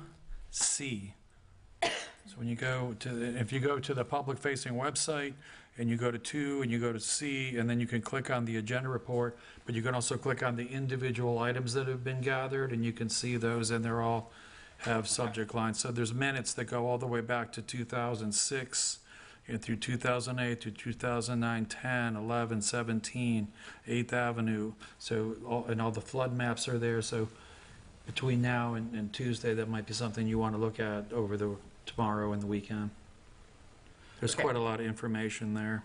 And what is also important, I've just thought about this earlier today, is in our potential changes that we've talked about on the ordinances on 20 and 40, and that we've been working on the last year and so. So looking at my draft copy of CRD, of section 40, under section 40.8 building height, the way we have it worded now, which hasn't been accepted, is we had changed it to say height shall not exceed 35 feet above grade. To clarify that, but then it says except as provided for elevated structures in section 4014. Which goes back to the other one, they slipped it back in again. Yes, because I guess my question would be, when we say except as provided for elevated structure, isn't everything elevated structure? So I think we did change that, and the reason for that was because there are two types of structures on 8th Avenue that do need to be elevated. One is lodging facilities. They're not eligible for the floodproofing permission. One of them is multifamily, which inherently has to have commercial to ground floor. We don't allow under zoning and on 8th Avenue a standalone multifamily, so that's more or less We exempt. can't do standalone family. What multifamily can we build with the first floor? You would need to have commercial or office on the ground floor in order to have multifamily above. The same requirement does not apply to lodging. Okay, but maybe I just missed the distinction. So, okay, I understand what you're saying on lodging, you'd have to have, You still can't have living levels on ground floor. no, I understand that. Okay, but, so are we saying if you have lodging, you get to have 4 feet? Under the way we've kind of talked about this, why wouldn't it still be 35 feet above ground and you just have 2 floors of lodging? Exactly, and that's what it should be. That's what it Yeah. was designed to be. So I'm not saying we have to argue about that right now. I'm just saying, depending on what we come up with, we'll have to relook at that on how we do that. Because it seems to me, we haven't, if the belief is it's really supposed to be no higher than 35 feet than grade, then that should be it, period. And there shouldn't be A loophole. yes, thank you for that word. And also in section 20, when we talked about making some changes to the overlay, and I just don't know, I just point this out, Brandon, just to earmark it essentially, okay?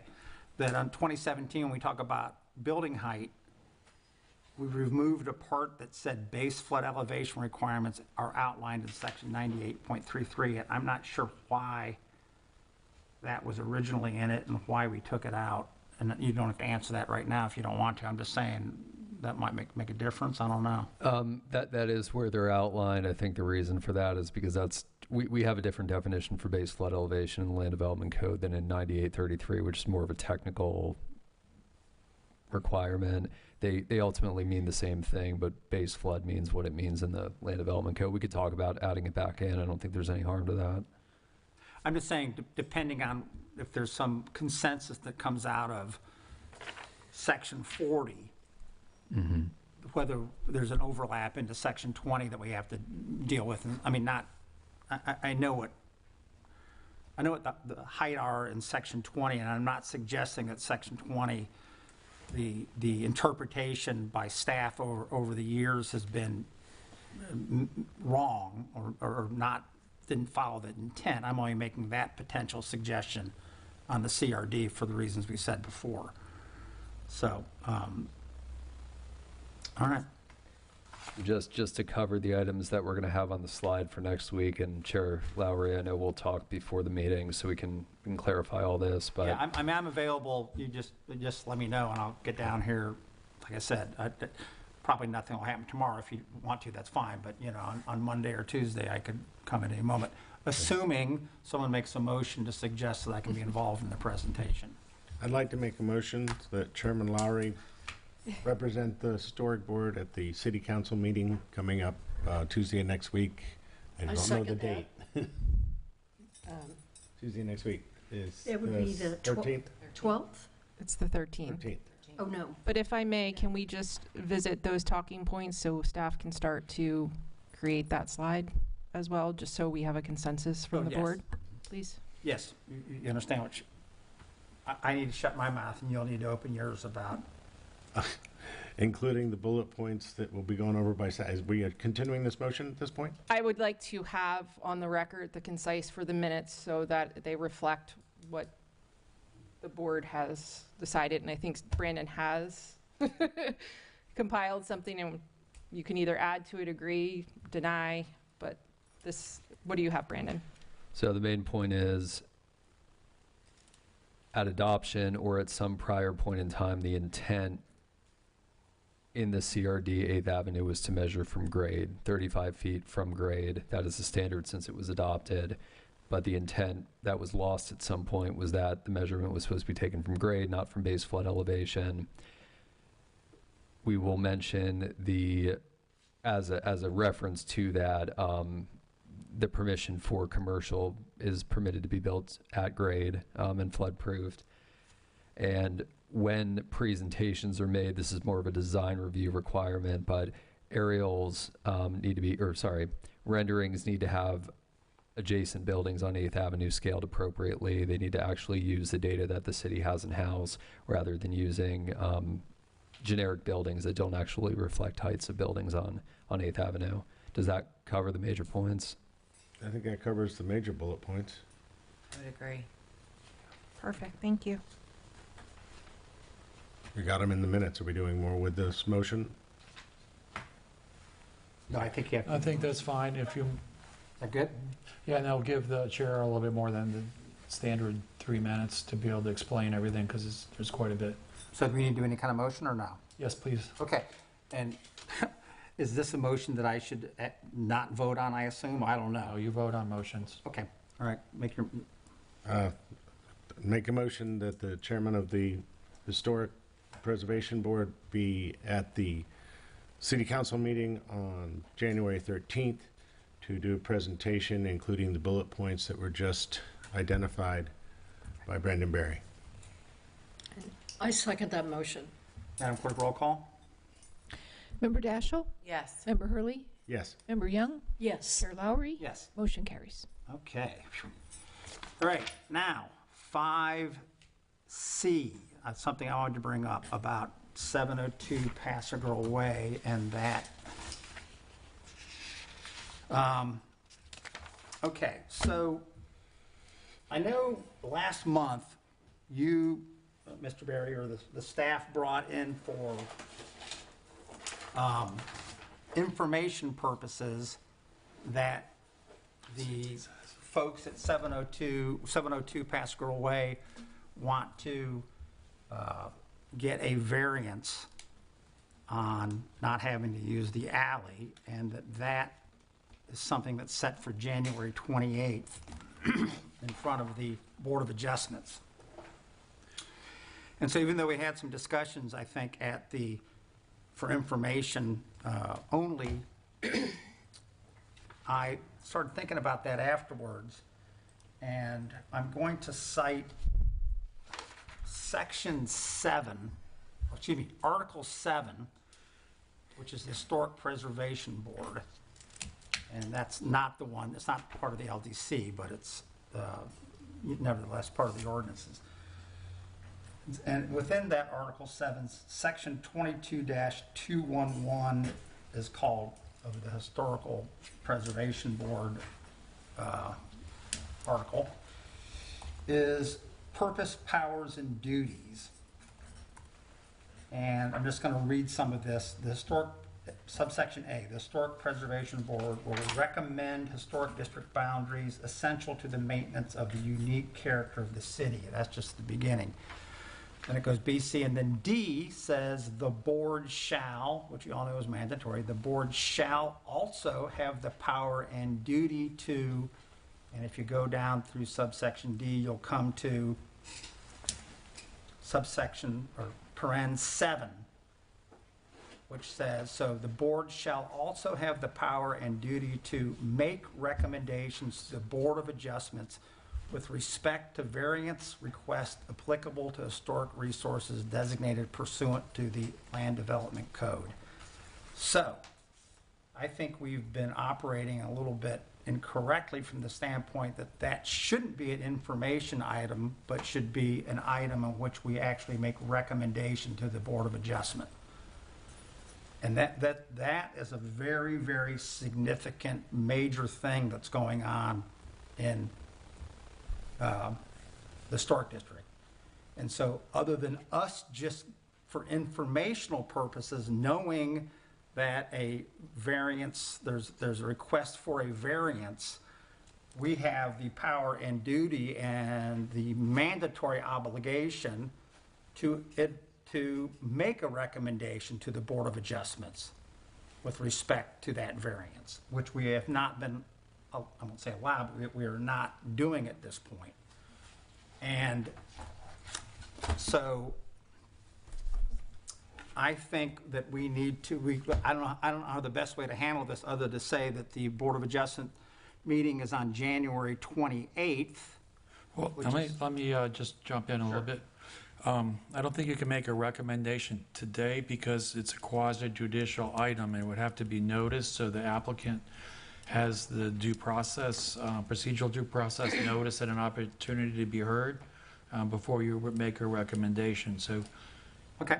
you couldn't add that as a discussion item to the agenda other than saying you would like it to come back at a noticed meeting to make a recommendation. Yes, I agree. I'm not trying to go forth a recommendation today. I'm trying to suggest that the procedures, I don't think were followed correctly. I know and maybe in the past we haven't been doing that, but this is a pretty important thing. And so, because the way just for edification, I'm thinking, I'd like to go to the Board of Adjustment meeting. Do I have to go as a citizen to talk to them about, some of the issues you brought up before? I mean, my gosh, we're on the historic board. So I started looking at some of this stuff and it's like, well, here it is. We're supposed to be doing this. We shall be doing that. So I think that, I think we need to, I guess maybe I would make a motion that that variance request is brought back to us so we can make an official recommendation to the Board of Adjustment. And I don't know how we can do that except for to do it at our next meeting, which means that the Board of Adjustment, I would suggest. Well, I think you can only go as far as your board, so you could make that motion pursuant to 22-211.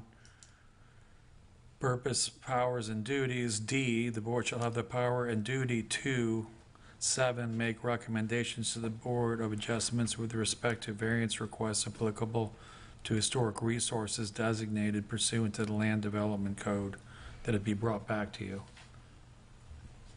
Okay. Well, do y'all want to talk about that at all? Do you understand what's? Yeah, it was a discussion item in our minutes, so it hasn't been voted on. It was actually an informational item. Right. Yeah.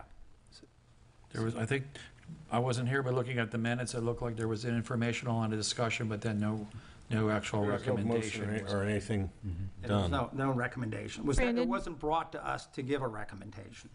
We Brandon? didn't have a discussion to do that. It was just more like talking about information, really, so. There's a question for Brandon. Go ahead. Yes. Chair, if I could just point out, so the Land Development Code does require that the Historic Preservation Board review variances, but specifically for designated historic properties. That's section 2814. I can put it up on the screen.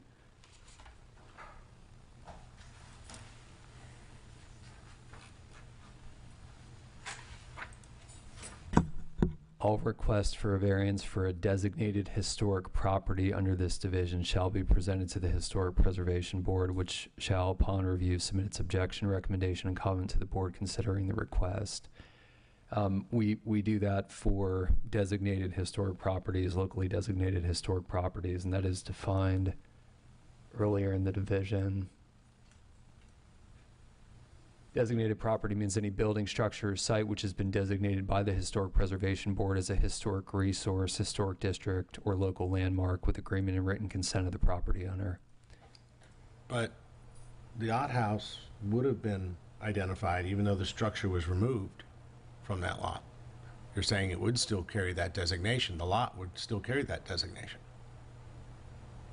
in what you just read. Well, besides that, it says we shall make recommendation to the Board of Adjustments with respect to variance requests applicable to historic resources. The historic district is a historic resource by definition. If you look up historic resource, it'll say district. I know that because we've gone through this before in different things. Right, and the structures on the property are definitely contributing structures, but this is a procedure we follow for local designation, and I don't know that to be a property that we've received written consent from the property owner to designate. The building remaining on the property is certainly a contributing structure, but I just wanted some time for Well, yes, but okay. staff to. Yeah, but, okay, we're a Historic Preservation Board, which is empowered, and clearly the most important thing we do is get involved with things in the historic district. And this property is in the historic district. Correct. And so it's a variance for something in the historic district that's a historic resource. This is exactly what we're supposed to be doing. This is exactly why we're supposed to be here, is so we can make recommendations to the Board of Adjustment about something we know about. Otherwise, we're appearing as what, citizens for the information we found? I mean, it's clearly that's what that means. And I mean, we can ask, council to get involved in that. But if you read this whole chapter as a whole, all the stuff we do, D 1 through 18. I mean, subsection 17 says, this would be under shall, the board shall also have the power and duty to perform any other reasonable functions or duties related to historic preservation assigned to it by the city commission. So even if there was something that wasn't a variance, the city commission could still say, we want you to get involved and make a recommendation to us. Absolutely. This is an actual variance where we are supposed to be able to make recommendations for it. Just because we haven't done that in the past doesn't mean it's not supposed to be, that's not the way this is written. Because otherwise, and this is different than informational purposes for when we're talking about design reviews on houses that aren't, historic. And then there's a distinction there, because this is a variant. This has to do with a zone within the historic district, which there's other language that talks about we're supposed to make recommendations as to zoning within the historic district. So the idea of creating the historic board is the historic district could be 2 blocks. It just happens to be, it's a pretty big area of St. Pete Beach, which means there's a lot of properties involved, but it doesn't change the fact that we're supposed to have input about things in the historic district, especially in this particular case, which there's a developer out there that wants to build something that will dwarf everything in the historic district. So, I mean, maybe we need to have council, make a decision about this, but I think that's pretty clear cut, that's what we have the power to do. And again, it's mandatory, it's a shall. Yeah, there appears to be some different words: historic property, historic resource, historic structure. And there's a little bit of a discrepancy between 28.14 and 22-211. So we'd have to take a look at this a little bit more closely.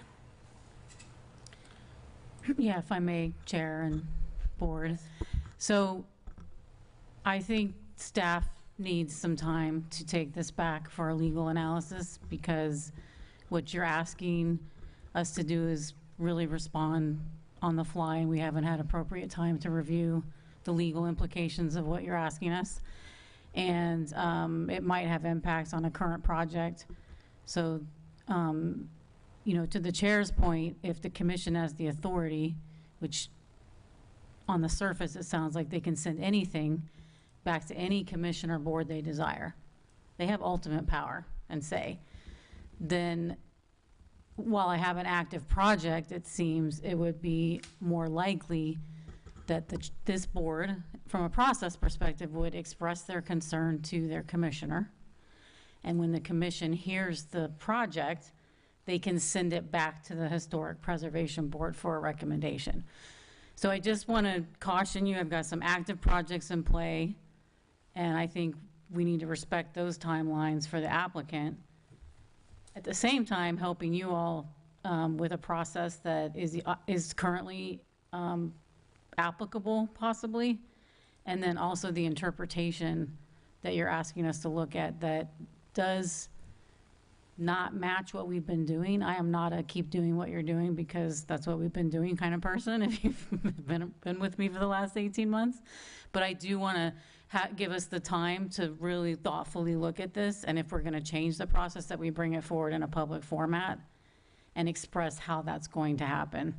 So those are just some key, I just want to keep us legitimately true to a well-communicated process to the public. This has been going on for over 2 years, November of 2 years ago, when we first started bringing this up with the last development that tried to go onto that property.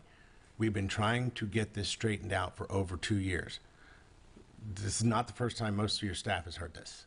Not that that's right, but at least there's background to go with. This is not a brand-new problem with these current projects. This is something we've been working on for over 2 years to try and nip in the bud. Thank you. I think you already have a process that if you have concerns about this project or you want to hear it, to provide a recommendation, you already have that. It's just the commission needs to give you that power. Yeah, I was going to say, and just so you understand what I'm trying to do, I would be making a motion today to say that we should be able to make a recommendation, okay? That doesn't mean that that has to happen because you all, I'm not trying to catch you right now at this moment and make you agree at this very moment, okay? I mean, I'm saying that pursuant to these things, we have the right and the duty to do that. Is that if the staff and council thinks, wait, we can't answer that right away, then I fully understand that that could be a situation where there's some time frame that's going to go into this, okay? But I know there's a current development going on potentially, but that's what makes this relevant at this point. I'm not going to bring it up and if there's nothing that gets in front of you where you're looking at it and you go, wait a minute, we got to do something here. So it may cause delays and things of that nature, but I don't think we should be concerned with the delays to a private individual if we're not following the rules as we're supposed to follow them. I didn't create these ordinances. I'm just reading them and using my common sense and ability to speak English and read it, and this is what it says. And this is what the definitions say, and all these kind of things. So, yes, I realize this may cause. I'm not trying to put you in a position today to say, oh yes, I get to do that at the next meeting. And I agree. Probably the easiest, quickest, best way to deal with it is the way you just said. Is if the city commission asks us to do that, right? And that may be, but I'm not. Right. I don't know how to get there. You know what So I'm saying? I would just ask that the board give us the time to review Sure. what the concerns you've brought forward, and then we can communicate back what the process will be to address your And concerns. that's fine, but knowing that we have a January 28th date and knowing that because what I don't want to happen, because I don't know if the right hand, left hand, I'm just doing what I'm supposed to be doing, I think, is, I don't know if the Board of Adjustment, I guess I can call those people individually and talk to them. I mean, there's all that kind of stuff you can potentially do, but I think we're supposed to be doing this as a board and not as a citizen, of course. And so, I'd hate to have a hearing on the 28th where the concerns that the board had did not get brought. Correct. I would definitely advise against calling the individual Board of Adjustment members. Okay, I won't. Because you might be construed as a go-between for sunshine laws, and so you shouldn't do that. It should Well, I be haven't, and I handled. didn't plan on that. So if I could ask this board, if we determine that the process is going to be, we're going to bring it back for a recommendation to the Board of Adjustment from this board, can this board meet again this month in a special meeting? I can. Yeah. I don't see why not. Okay. All right, so we will go away. We'll be back in touch with you on the next steps. Okay, Thank you. thank you very much. Thank you. Do we need to make mention that, because we can't make these changes right now because of the storms, that a lot of people are putting a timeline together that'll put them under the wire before that clock runs out?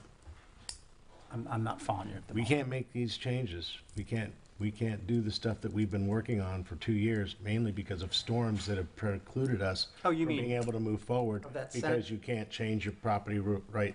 Well, property- you can, you just can't make it more restrictive. I think we've already kind of talked about that. I think we would be talking about using the existing provisions that were Yes, of cited. course, right. The 211, the 28.1, and the 28.14, What and is then there the currently? definitions of historic resources, historic district, and designated property, and looking at that in relation to your powers and duties under 22-211. So it'll give us time to take a closer look at that.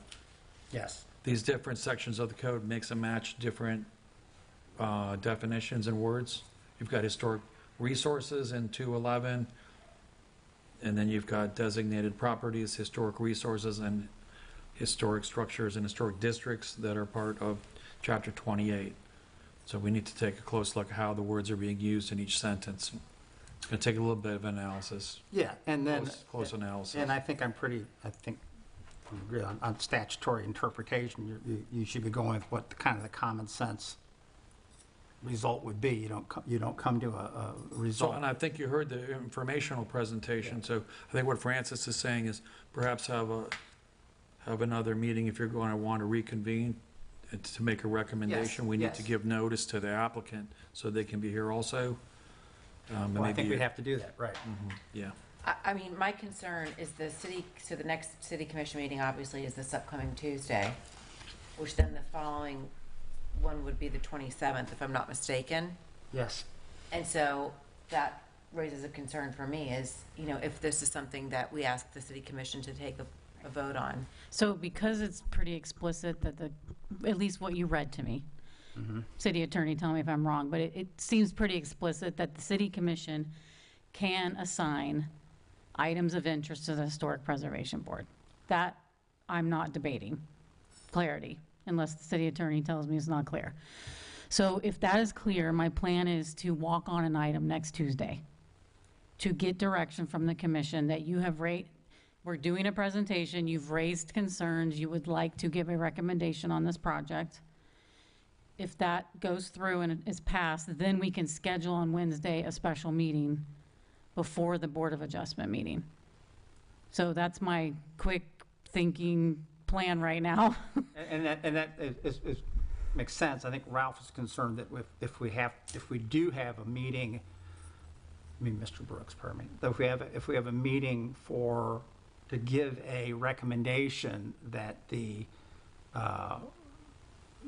people from 702 have a right to be present for. And we would invite them. Yeah, I'm just saying, I don't know Yeah, what your time frame Yeah. concerns are, whether that can get pushed in there or not. That's all I meant. Yeah. Okay. That's great, perfect, Yeah. yeah. Okay. Okay. Does that address your concern It on does. timing? Yes. Okay. Thank you. Okay. Thank you. Okay. Anything else about anything, or anybody want to add anything to what we just talked about? I just want to mention one thing. February 5th is a Thursday. not a Yes, Friday. but see what happened on this? Yes. It says next meeting, February 6th. Oh, okay. Just it's a typo on this. Friday. That was On the just agenda, yeah. I just the agenda. wanted to make sure that was clear. Okay. Any other matters? All right. Adjourned. Thank you all. Okay.